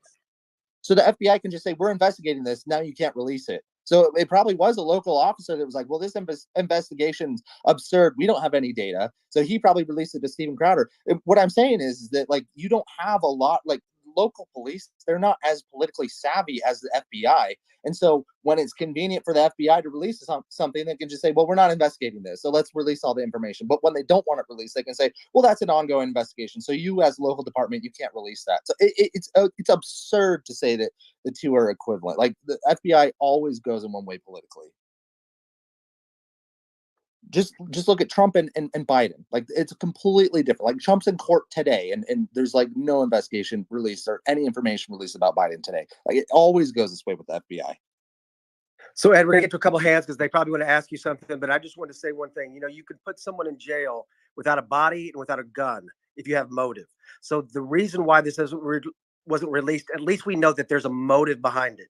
And I think we're arguing whether or not it's a motive about what's going to happen in the future or what might happen, or if it's a motive about to protect someone in the past and something they did do. Yeah, But I agree. hold on, Like, real Mike, like, quick, just one sentence. If you would agree, though, that if the FBI knew about this person and had information about this person and did not follow up on this person, and I'm just using them as an example, that would not be a good look for the FBI, especially during this time.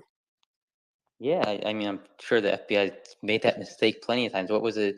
There's another recent shooting where the FBI seems to have dropped the ball and didn't follow up on the guy who just killed 27 people. Who was yeah? Maine. I mean, the FBI was warned about him as well, and they never checked up. And I'm sure local authorities were as well. So I mean, it's not. But I'm that's just saying, not it could be perfect. something. It could be something as simple as that, but it's still a cover up nonetheless. Though, let's go to Cheryl. But and then Ed, Phenom. sorry, Mike, I don't mean to interrupt, but I want to ask you, Ed, real quick. We've seen and I'll pin it back to the top here because I don't know where it went. Maybe there's glitching. I can't exactly see it. But I just pinned it now. There are 4 sheets full of, let's count them, 47 different items that were seized via a search warrant by Metro Police Department a few hours after the shooting at Covenant School down there. So they went to Audrey Hale's house. They seized, 20 journals, a suicide note, a psych and medical folder, 3 home videos, one of which we've heard was actually filmed on the way to the shooting. And multiple MacBook Pros, multiple hard drives, and 40 something other articles of stuff. If you want to say, okay, maybe the investigation is still open, why not release something to us? They've given us absolutely nothing. We had to have it leaked by some hero police officer that is tired of the fact that the public can't hear anything, even though the parents are asking for it. You've got all these these media outlets that are asking for it. Nobody's been able to get anything. Why not release something? Because they are not beholden to us. They're beholden to the people who pay their salaries, the people who give them money, the activists, right? And right now, the activists control every aspect of the establishment. That's the reason why we're not hearing the media talk about it. There's a pretty good question from Greg Ree. He replied to one of my tweets earlier to Elon, and he's like, which mainstream outlets have covered this? And so far, I've checked, right? It's only Newsweek, and they publish a lot of conservative stuff as well, so they're pretty neutral on this, and Fox News. Not a single other mainstream outlet has covered this. MSNBC, NBC News, AP News, none of them, right? CNN, New York Times, Washington Post, all these outlets which are, on the ground breaking news from Gaza, which they can't even confirm. They're more than happy to report all that stuff, but stuff that they can actually confirm. It's just a phone call away. They all have to do is ask for a comment from the local police department. They can't even do that. They don't even want to. They don't want to talk about this. Right, Elon is right. These organizations lie. He replied to me just now. He said they lie. That's what they're doing right now. Google, if you try to search for this stuff, it will be suppressed. You try to post this on Facebook or Instagram, you will be banned. Try posting about this on TikTok, see what happens, right? Reddit, they will not let you talk about this. Yeah, no, I just want to jump in. Reddit is banning everyone who mentions about this right now. So there is 3 days ban. Yeah, well, even if you Google it right now, if you try to Google it right now, you look and see it'll say that these results are fast changing. Results may be different or something like that. It's giving them time, in my opinion. The way that looks, it's giving them time to even possibly change the results of this Google search for the Nashville Manifesto. So Nick, did they ever release the suicide note by the main shooter? No, by the main shooter. I don't know. I wasn't Well, covering that I one. don't think they have. And Hunter? I mean, like, couldn't you the same argument be like, why aren't they releasing that? Well, I Like mean, it's also been like a he's week and dead. a Yeah, half. I mean, he's dead. What's there to investigate with that? Like, like I think you could nitpick stuff like that probably from every single mass shooting. You would say, why didn't they release, the letter this person sent to their friend before killing, or a suicide note, or like, so I mean, I do think it should be released, but I think that, I think jumping to these like narratives that this is outrageous and this never happens, I don't think that's entirely true either.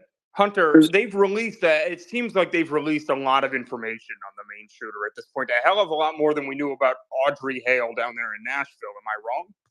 No, you are correct. It seems this is absolutely nuts. It's kind of like I'm very angry at this. Like, why are they not releasing out more information on this? So Yeah, there's a So big what have they distinction between 8 days and 8 months, Ed. Yeah, but in the 8 months that suicide note's not out, are we going to be holding a space about it? I think in 8 months people will just forget about it and be talking about the latest mass shooting. I don't know That's the point. on that one, because look at us now. When this happened earlier this year, and people are still wanting answers. So I think people are still going to talk about this no matter what, especially with other shooters. So this was just the beginning. So I just wanted to jump in and say I have a friend who works for Metro PD. He is a homicide investigator. And I texted him to ask if he knew anything about, if he had even heard about the manifesto leak, and he had not heard. He said, "No, I haven't heard anything." He said, "What's the juice?" And so I sent him Crowder's tweet. But I thought that was interesting. Even people who work for the police department are not aware of this. Well, I'm sure even within the police department, I'm sure they were very, very, very hush hush about this. It seems like whoever leaked the pictures here, it seems like they either had a very, very close relation with somebody that handled the journal, or they handled the journal themselves. But if you look at the evidence sheet, it looks like there were only two officers, maybe two or three, a handful at the most, officers that were actually handling any of the evidence. So I don't know. I mean, Well, yeah, I mean, that's the point of a leak, though. The point of the leak is to make sure nobody finds out on the inside. That's why they're leaking it out to right. us. So what they're doing now when they're telling you, oh, we can't comment on this, we can't confirm or deny this, that, and the other thing, it's damage control mode. Now they're trying to think of another PR response for this leak. That's what that is. Yeah, look at Reddit right now. Look at the one that I just posted. I'll probably pin that. But Reddit is, as Ross confirmed, is literally banning conversations on the Nashville Manifesto. It's not, community moderators who are doing it. Sometimes they act zealously, and they do that. No, it's the administrators. They're saying it is violating. Well, let me read the thing. Reddit administrators occasionally remove posts that violate Reddit's user agreement and content policy. Sorry, this post was removed by Reddit. Like, Reddit itself is prohibiting people from even having conversations on this. My God. yeah, I just posted it on. So have they given any sort of reasoning for that, Ian? No, they're just saying it violates the terms. That's it. Has Reddit ever done this with any other shooting? Not to my knowledge, no. I mean, like, where did I get the Christchurch thing from? Oh, I got it from Reddit. They had no problem having that thing up there for, well, it's still up. It's still So this up. is just another, like, in the massive heap of examples that we can show. Like, they don't want the story to get out. That's right. Yeah. That's basically it. I mean, this is like, remember Gamergate? Like years ago, when people were trying to have conversations about that, everybody was banning it. We're seeing the same suppression of information here all over again. When COVID happened, when people were talking about the origins of COVID that it came from Wuhan, they banned that too. So we have seen this before in the past, right? In other instances of different things that we're not supposed to talk about, and this is one of them. Yeah, I don't understand how any honest intellect can say, well, it's both sidesism. It's like there's always one side. It always goes one side. You're right, Ian. Yep. Cheryl, welcome to the stage. I'm going to go through audience questions here in just a second. So bottom right-hand corner, guys, and share the space out because we're going to be going for a while. There's a lot of conversation here. We just had Ed Krasenstein in here, and I think poor guy got slayed. But that's okay.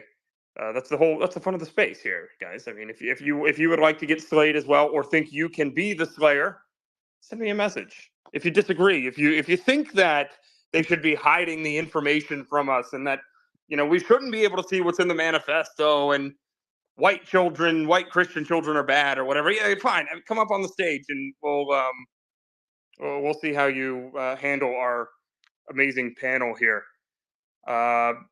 But anyway, guys, comments, questions, bottom right-hand corner. Cheryl, jump in. Hey, everyone. So first of all, I know certainly in my county, and Alpha, you can probably back me up on this. In my county, the police are completely controlled fully, financially, what they're allowed to say, what they're allowed to do, what they're allowed not to do, 100%. So I believe it was the same way in that area in Nashville. That's how the progressives work. They totally own and operate the police departments. So thank God for the leaker. Secondly, this wasn't out because they were trying to figure out the narrative.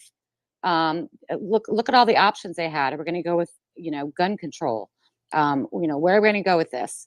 How do we protect the actual indoctrination of these trans people? How do we hide that? To me, there's got to be some connection there. Like I'm tired of people kind of saying, putting a mental health label on everyone. I think that a lot, many people are just being, told every day, indoctrination in our schools or among their peers or whoever they're with, to think a certain way. That doesn't necessarily mean mental health. That's almost like cultism. I don't know if that's considered mental health, but there's just something about when something like this happens and there's so many layers to it. To me, it's not organic. It wasn't a lone wolf.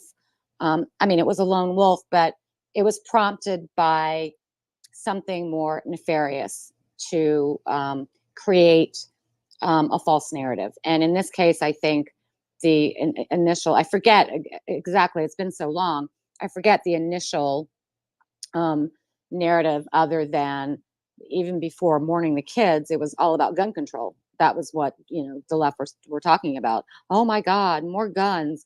We've got to get the guns away from people. That was, of course, they went with that, as sickening as that is. And then when it came to be that, this was a supposed trans person. Do we even know? People are literally, I'm seeing people that are just kind of going with the flow, if you will, trying to be popular. Oh, they get special treatment in schools.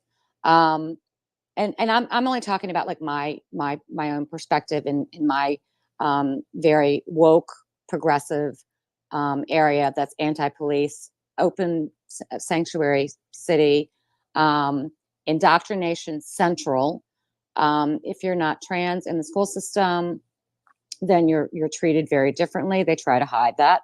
They try to hide the books that they read, so on and so on. So to me, it's taken this long because, and the police, I'm sure, knew after they went to the home, they knew exactly what was going on. And I think that there was probably more evidence leading toward who she hung out with, like what messaging was she getting, what was she hearing on a daily basis, that type of thing. So it may not even have to do with her being on, or he or whatever, being on medication.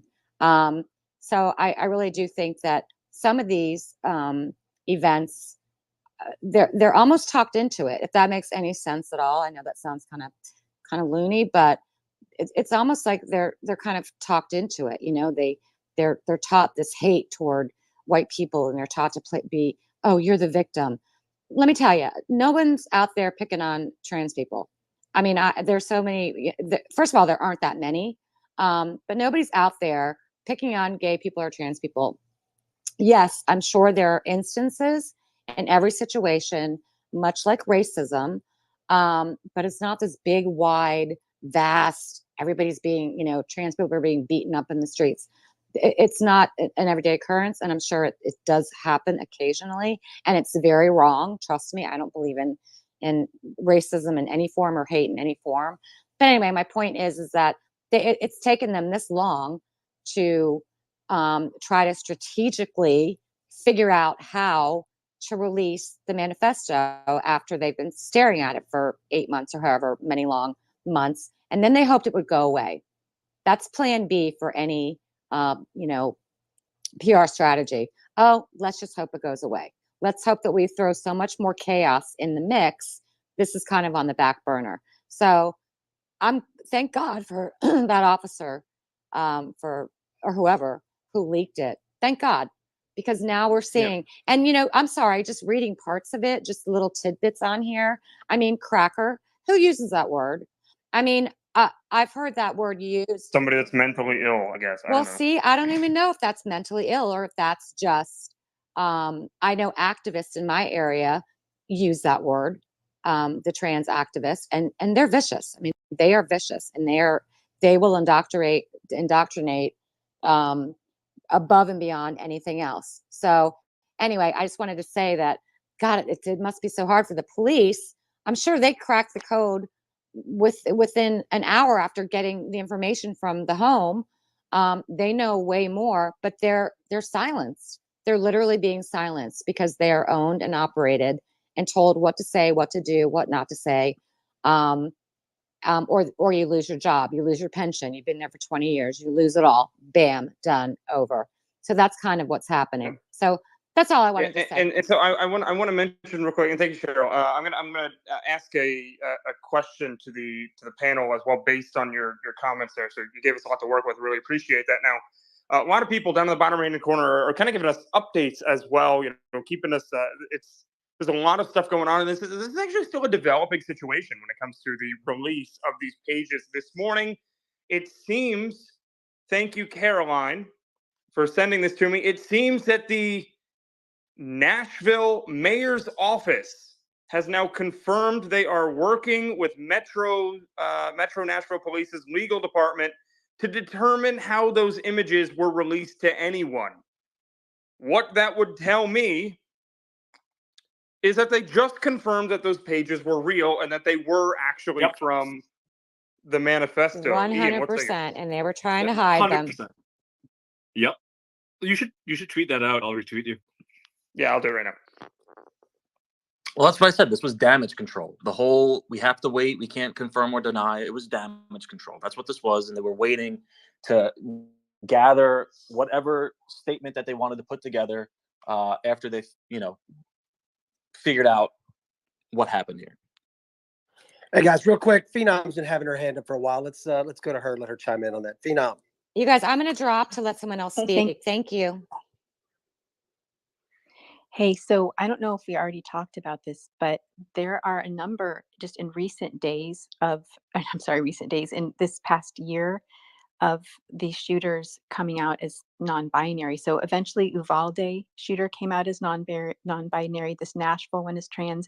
The Aberdeen shooter, he was Black, but he identified as trans. The Denver shooter identified as trans, and the Colorado Springs shooter identified as non-binary. And so what the mainstream media was doing is saying, well, that's just, a small percentage compared to all the cis men in the world. So, but actually, if you really look at what a small percentage of people identify as trans and non-binary, this is just really shocking. I would say it's very shocking. Now, after the Buffalo grocery store shooting, immediately we had pictures that were supposed to be evidence showing that if this was, racially motivated, a hate crime, all over all the media, they were talking about it's because he hated Black people, white supremacy.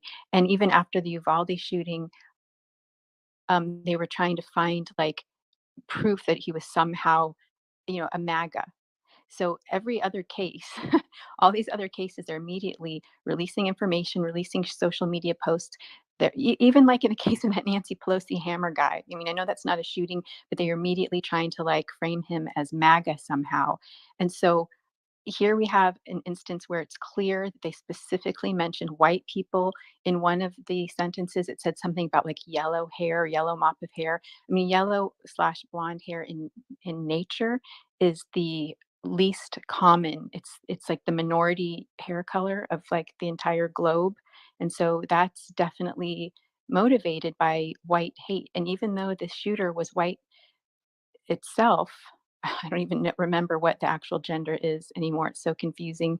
Um, you know, they will use that to say, well, this couldn't be a white hate crime.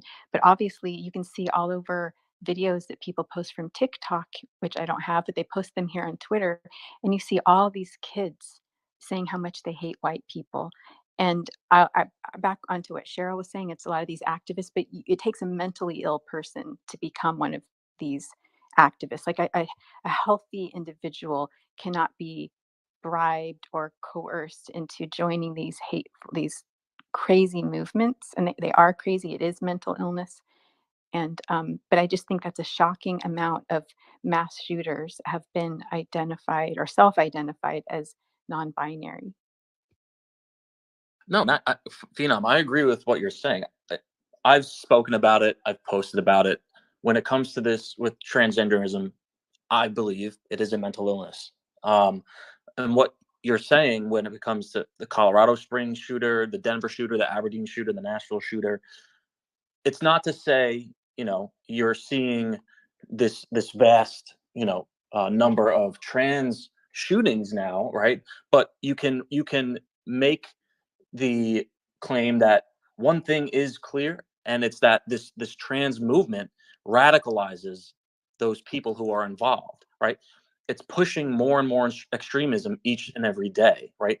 They have these people who are indoctrinated. They recruit them into this community, and then they pump them full of this propaganda, and they become filled with this rage and this hate. And like you said, you see it on TikTok, you see it in stores, you see it posted here on X, where they have, their shirts that say, I'm going to quote it wrong, but it's like, basically, if you threaten us, we will come for you, and has like an image of a knife or a rifle, right? That they're going to protect themselves at all costs, right?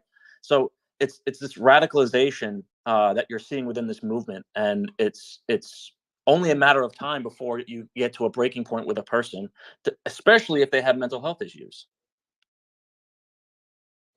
Phenom, I don't believe that the Colorado shooter was trans, because if I'm not mistaken, CNN had several people on, and they from the trans community, and they all came and looked at that guy and they said, "Nah, he's not trans. No, He was non-binary." Exactly. Well, I'm just saying, but the trans community came in and said they almost like they denied him because he was not a straight white man, because, or whatever, I forget what the gender was or color myself, but Right, they but his refuted attorney who he said was. They didn't own him because of that. Yeah, but his attorney, and that was in filings too, in legal filings, that he identified as non-binary. Yeah, no, I was being kind of, my satire did not come across as Tucker Carlson-esque as I would have liked. No, it came No, up that's very what I'm saying. But straight. they immediately dropped it. Hey, see, they can't even claim their own people. I don't know what's going on. Let's go to Isaiah has his hand up. We have an update here, a brief update Okay. from the National Police Association, which, if you don't know, they are suing the city of Nashville for the release of it. Right? They want it to be out there, so I'll read the statement. It's not too long. They explain how on April 28th, the NPA sued the city of Nashville for failing to release all writings of Audrey Hale, which is in their possession, believed to include over 20 notebooks, other written material, and the contents of multiple electronic devices pursuant to the NPA's public records request. So they actually filed a public records request. It was denied. Now, the city of Nashville has fought the lawsuit, and the litigation is currently awaiting a ruling from the Tennessee Court of Appeals. So this is how we get it out there, by the way, guys. It continues. The NPA has retained Dr. Catherine Kuhlman, she's a psychiatrist, to perform an analysis of the complete writings after their release by Nashville. Her declaration on the necessity of releasing the complete materials was filed with the court. Additionally, the NPA sued for communications between the Metropolitan Nashville Police Department and outside parties to determine if the Metropolitan Nashville Police Department has failed to conform to the Tennessee Public Records Law due to outside political pressure, and if so, develop strategies for how other departments could fight such pressure in the future. It should be noted that the MNPD is not under any court order to keep the requested materials secret. They can comply with the demands of our lawsuit at any time and end the needless waste of time before the materials are examined and used for the benefit of the public and law enforcement alike. So, guys, if you want this to, like, if you want to make like an impact here, I think click on the. I'm gonna just paste the link here, and you can actually find out how to support the push to get the materials released. Yeah, I appreciate that, Ian, and it's really interesting that they are spearheading this almost Yep. instead of like Fox News or CNN or MSNBC. None of them are doing it. We have to have the National Police Association themselves going after Metro Nashville PD and the FBI to try to get this release.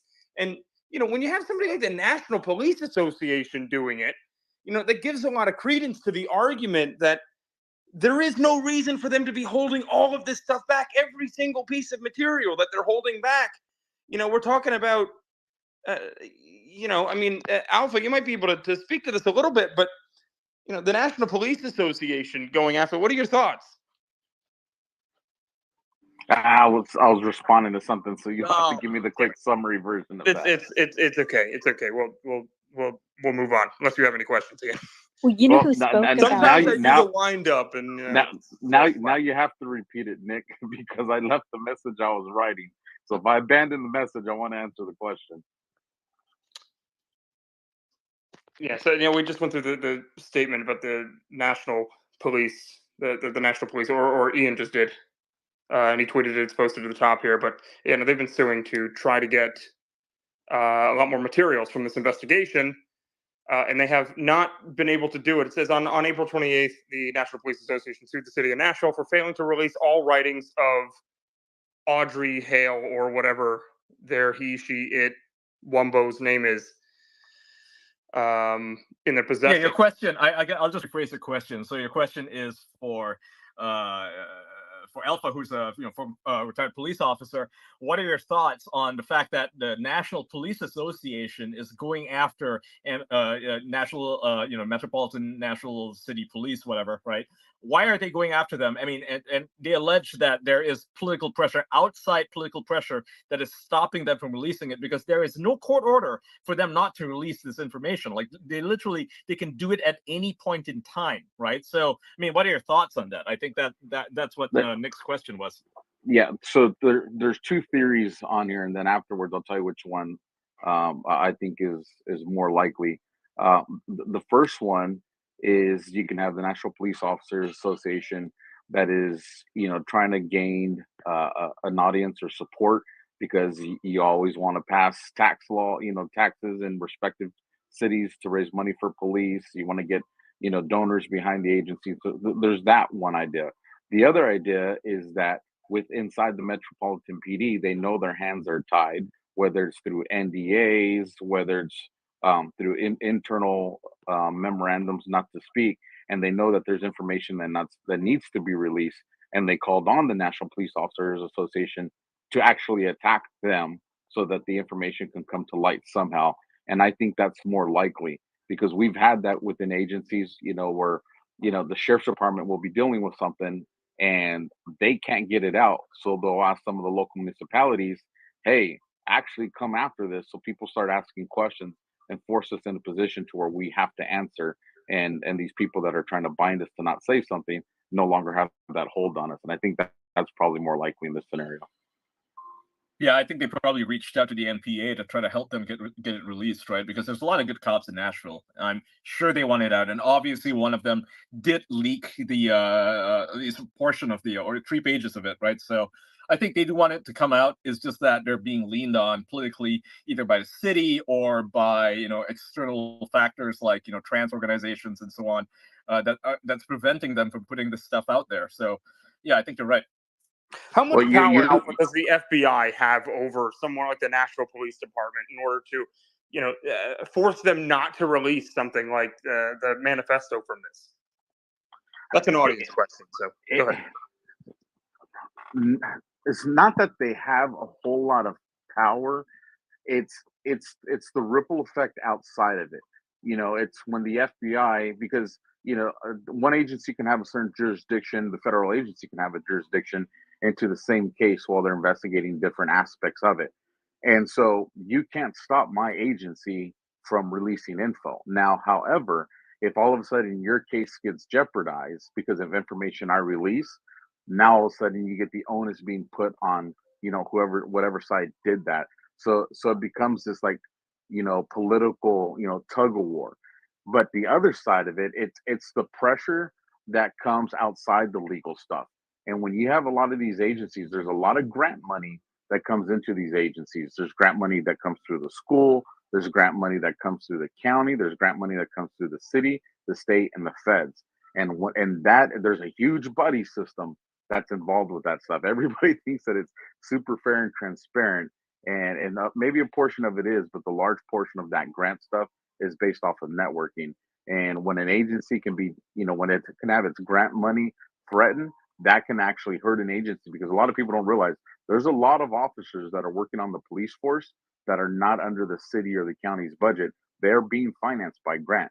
And all of a sudden, when you have that being held over your head, you're going to get these chiefs or these sheriffs that they're just going to go along with the program. Yeah, and that's really sad. That's a testament to where we are in America at this point, and something that really needs to be changed in the future here. Isaiah, I want to bring you up on stage. You were messaging me earlier. What's your thoughts here? Go ahead, jump in. And I'm gonna be rotating speakers here, just to let everybody know here very shortly. We're getting some new speakers up here on stage. If you want to speak, bottom right hand corner, tell me. I was in a space the other day, guys, and I'm not gonna say who it was, but it's somebody that we all know. Unfortunately, was maybe a little bit too ambitious with who they were bringing up on stage, just bringing up everybody that requested, and the first word out of his mouth was the N word. So we can't be having that, and we won't be having that. So I got to at least know a little bit about you before before we bring you up on stage. So tell me a little bit in the bottom right hand corner. Send me a message. And before you do that, have you read the actual statement that MNPD put out about the dissemination of this stuff? They said they didn't know anything about it. I'll read it to you, and you can tell me, if you spot anything. Okay, so it's pretty short. It goes as follows: the MNPD, which is the Metropolitan National Police Department, is in communication with the Metropolitan Department of Law as an investigation, begun this morning, continues into the dissemination of 3 photographs of writings during an online discussion about Covenant School. The photographs are not MNPD crime scene images. The police department has been in contact with a representative of Covenant families. Police department counselors are available to assist them in coping with the emotional trauma caused by the dissemination. Now here's what I can tell you what that means. So some people are going to try to say, oh, well, then that means these are fake. What they said is it's not MPD property. What that says is somebody, one of the officers, used their own personal equipment to take these photos. And these aren't the official evidentiary photos that are there. So I don't want people to think that this is all automatically represents that this is doctored images or they're fake. Yeah, it's a misleading statement. Nowhere in the statement is the veracity of the images questioned. All this is exactly what it says. It's not MPD's property. Yeah, there's no denial of the authenticity. Doc's got his hand up. Go ahead, Doc. Let's hear it. Well, I'm sick. I'm under the weather. I think Dustin through the internet got me the crud. So I took a nap and came back and was waiting to see what else was new about this. But I want to just spin out my conspiracy theory here. One, I think I saw Diligent Denison's handwriting post and compared samples of this woman's prior artwork and handwriting to blow up copies of this manifesto. I'm going to call it a manifesto. No one's denied it. They basically, the statement from the police department there confirms that it's hers to me. In the absence of, if they knew it wasn't hers, they would say so, right? They'd put that thing to bed. So I believe it is hers. I believe that she was emotionally disturbed, and it was part and parcel because of her gender dysphoria. So that's a mental illness, and I think it's incumbent upon National Police Association or any responsible person really with the power and authority to weigh in here. Um, that these people, and I'll use that word advisedly, those two words advisedly, they are a danger to society, and they're promoted as a danger to society. I said it earlier. The press secretary for Arizona Governor Katie Hobbs, who put out that meme suggesting that she would kill anybody who was a transphobe, is my niece, and I understand the mentality. I understand the political power and the forces that are behind excusing this sort of conduct. Right? They want to perpetuate this sort of violence in the trans community. And what Ian was saying about, and others were saying about what you find in Reddit, these confused pubescent and prepubescent and postpubescent teens, those who are odd or feel out of place. Well, number one, I don't know about any of you, but when I went through puberty, I felt odd and out of place. And there's places on social media now that target these young people, target them, they love them up, encourage them. Hey, just if you feel like you a boy today, just call yourself Hank and let your teacher know.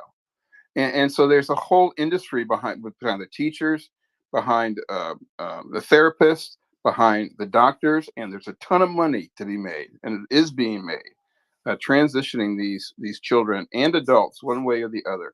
I think it is tied in with a depopulation agenda. I really do. And as far as feds having power in local police departments, it's all about the money.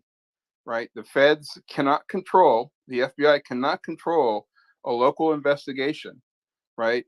Unless they come in there and say, hey, look, you're going to lose some money if you don't. And the politicians are the first ones to surrender to that. And I think as someone mentioned, I think Alpha put up an interview from the police captain there back in the day. It's the politicians who have ordered the cops, ordered their district attorneys to stifle this information, which is and should have been released in the public good. This person's dead. Who are they investigating?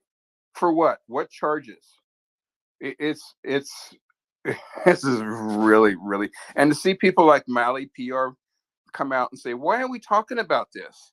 Let's go back and talk about, I don't know. How about Israel and the babies that are being crawled out of the concrete, piles?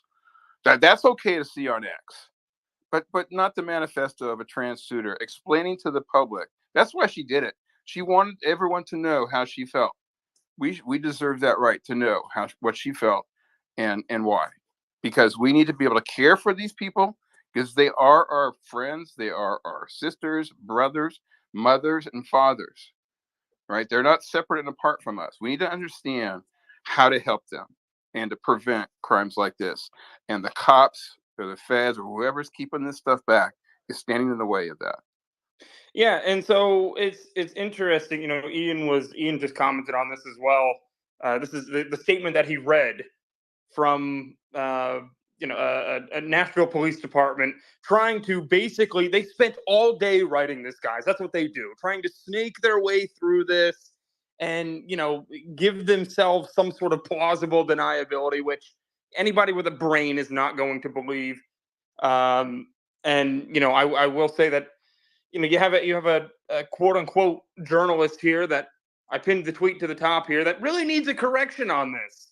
Offer a correction, guys. If you have community notes, you need to put a correction there because they did not question the validity of it, because they're talking about the dissemination in the second paragraph. So clearly these things are real. This is a real image. I mean, these are real images. So she misread it. She thinks that, they're questioning veracity. That was her original tweet. She edited it and now saying does not address the veracity of it. It's like, okay, so you misread the damn thing. Just delete your fucking tweet.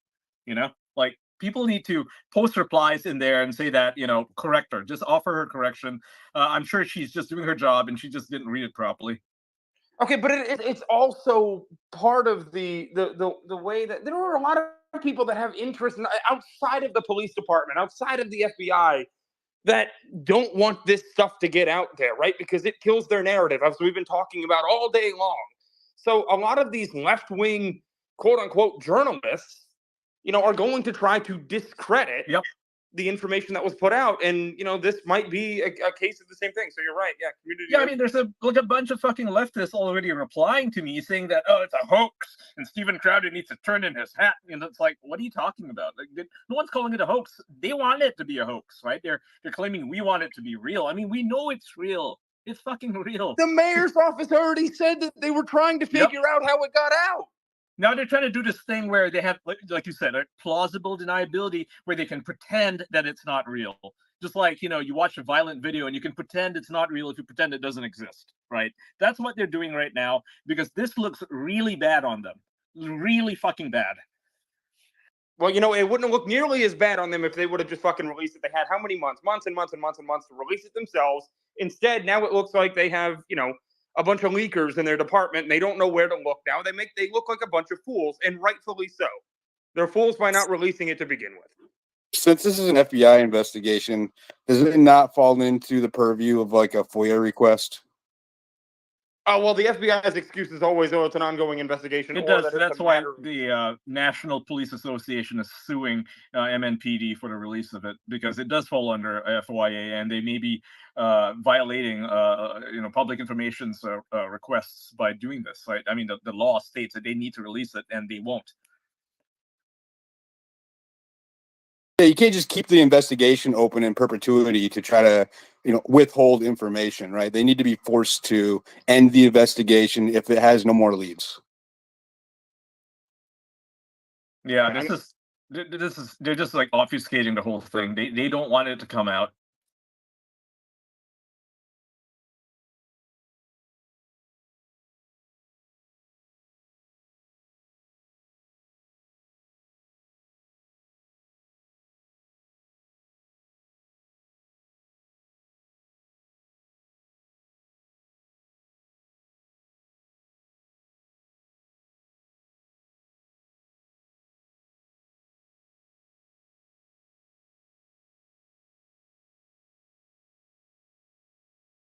End up like the for sure.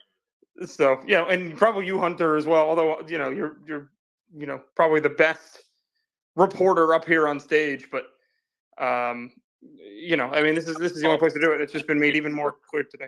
Say again. I mean, I was falsely suspended by Twitter before for covering the Patriot Front in Washington D.C. for about 3 months. So, wow. Yeah, I believe it. But you're back here, luckily. But anyway, kind of moving past that a little bit, I'm going to go through some audience questions here in just a second. But Steven, I want you to jump in. Yeah, so I was just gonna say, at the end of the day, we have like everybody in the government, in FBI, in politics, in news. We have two different, groups of people, and those are the people that are willing to stand on principle, and those are the people that are willing to violate principle to pursue their goals. And it seems that our government, that our law enforcement agencies are all filled with left-wing people that are willing to violate principle or violate law to push their narrative.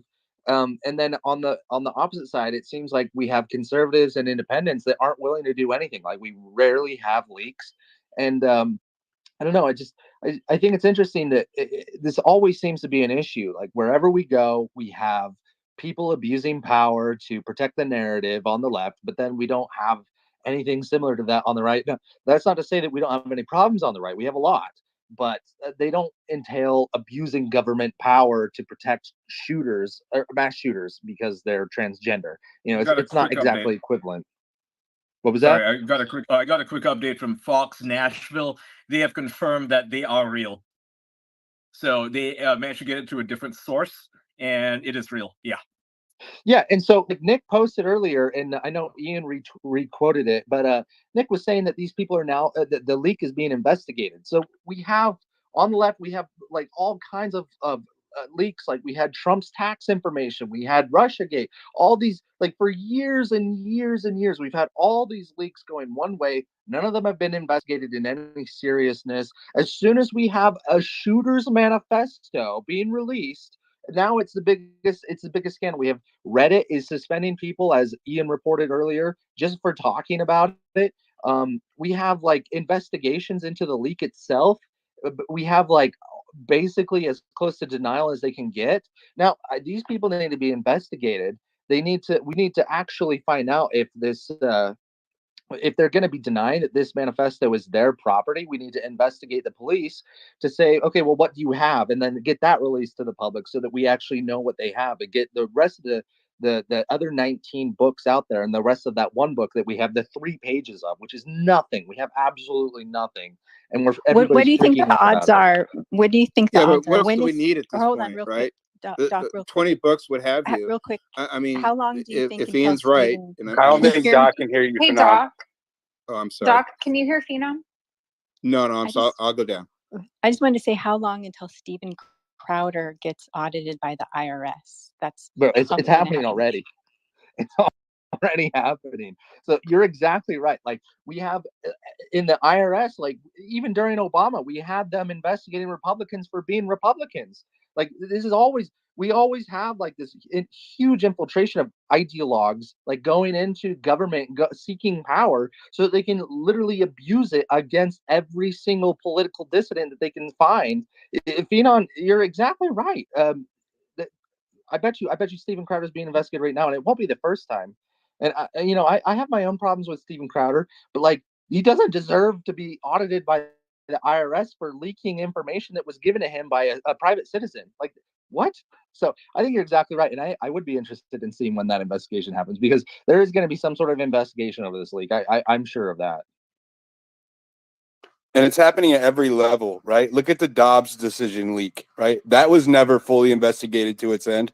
Look at Mar-a-Lago, right? When they went in there and they took all the pictures of all of Trump's documents and leaked those all over the internet. Like, there is a clear ideological bias when they do these leaks, and when they go after the people that are doing the leaking, if it's a conservative ideology. Well, is anyone talking, or can I jump in? Sorry about that. No, you're good. Sorry about that. Go ahead. No, I think we've proven what we need to prove here, and I think that the culture and X, Reddit, and everyone is responding to it as if these 3 pages are real. And what more could we learn before we need to decide, what this event meant, what this event was, what her motives were? I mean, we don't need more. We can establish that she was mentally ill. We can establish she was non-binary. We need to establish what sort of drug she was on, right? But do we need to investigate Crowder or the cop, who probably was a cop, who did what Kobe Bryant, what was done here close to me when Kobe Bryant died? A couple officers took pictures, didn't turn them in to the authorities, had them, and a couple of them got out in the public.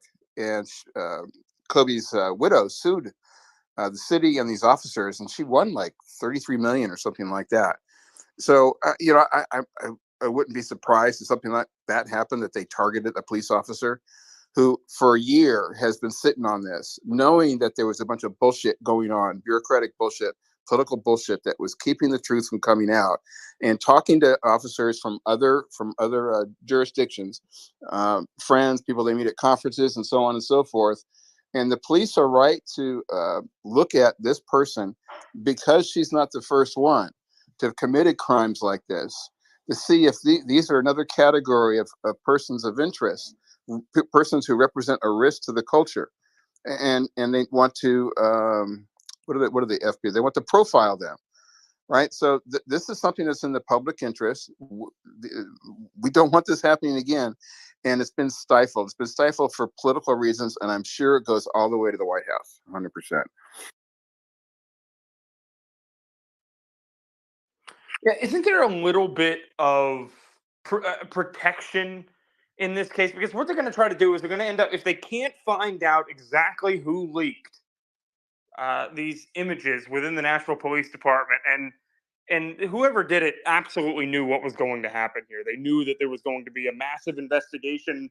Honestly, they're going to probably dedicate more resources to this than they have the actual, investigation of the shooting at this point. But if they go after Steven Crowder, there should be some protections for him. No, I mean, Doc, does he not have any sort of Well, sure, protection over this? he's got the same protections any journalist does to protecting their source. He's got a ton of caseload and case precedent that supports the reporter's right to disseminate But what the information. feds end up trying to do is they end up trying to make you fold. They have unlimited This is reach. lawfare, right? They harass you until you fold. That's what Right. they do. They did Yeah, that they with don't go James after you O'Keefe. for reporting on it. They Just go like a after you Julian because you Assange as reported well. on it. I'll tell you right now, they know who it is. For those of you that got to watch the Crowder show this morning when he did it, one of his co-hosts says, "Hey, I just got a text message from our source, and they're happy with the response from people watching." Right then and there, for everybody that thinks that there's a legal process of search warrants, and right then and there, they have the ability to get his phone number, see where that number came from, and track it down. So they know who it is. Now they just got to go and work backwards and do it through the legal way if they want to announce it later. But as of right now, they already know who the source is. Alpha, I is hope there he a was using a documented burner. is there a documented chain of custody for those notebooks all the way from the scene to the There station? absolutely has to be, otherwise they would never be admissible in court pursuant to their quote unquote investigation. Yes. So Yeah, it's yes, going to be now the guy here who here's handled the the evidence. little They know the who it is.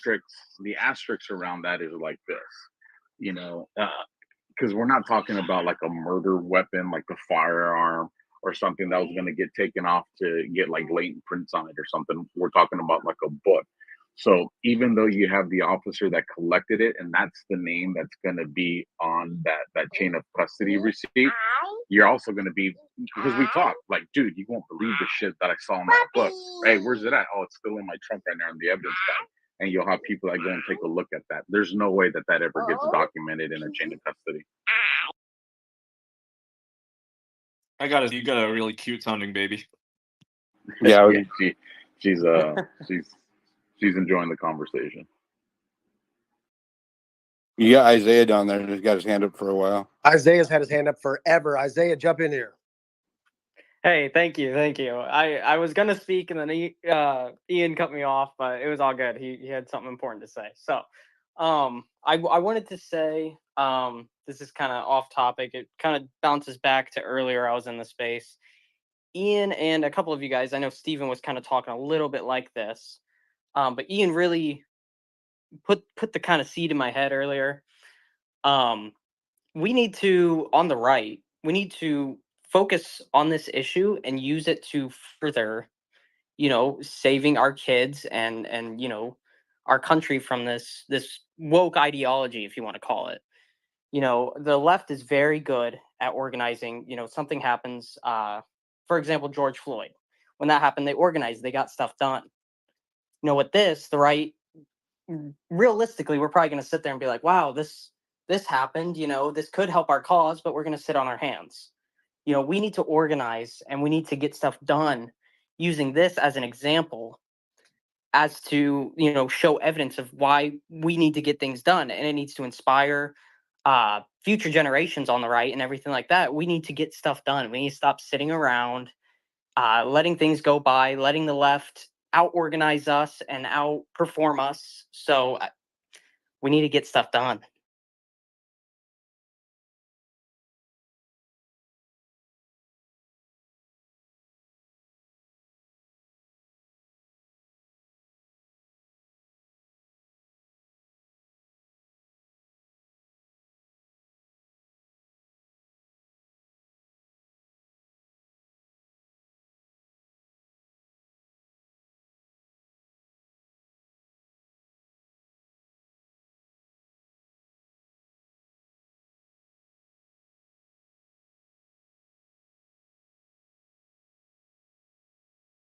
A FOIA request because these are not federal records at this point.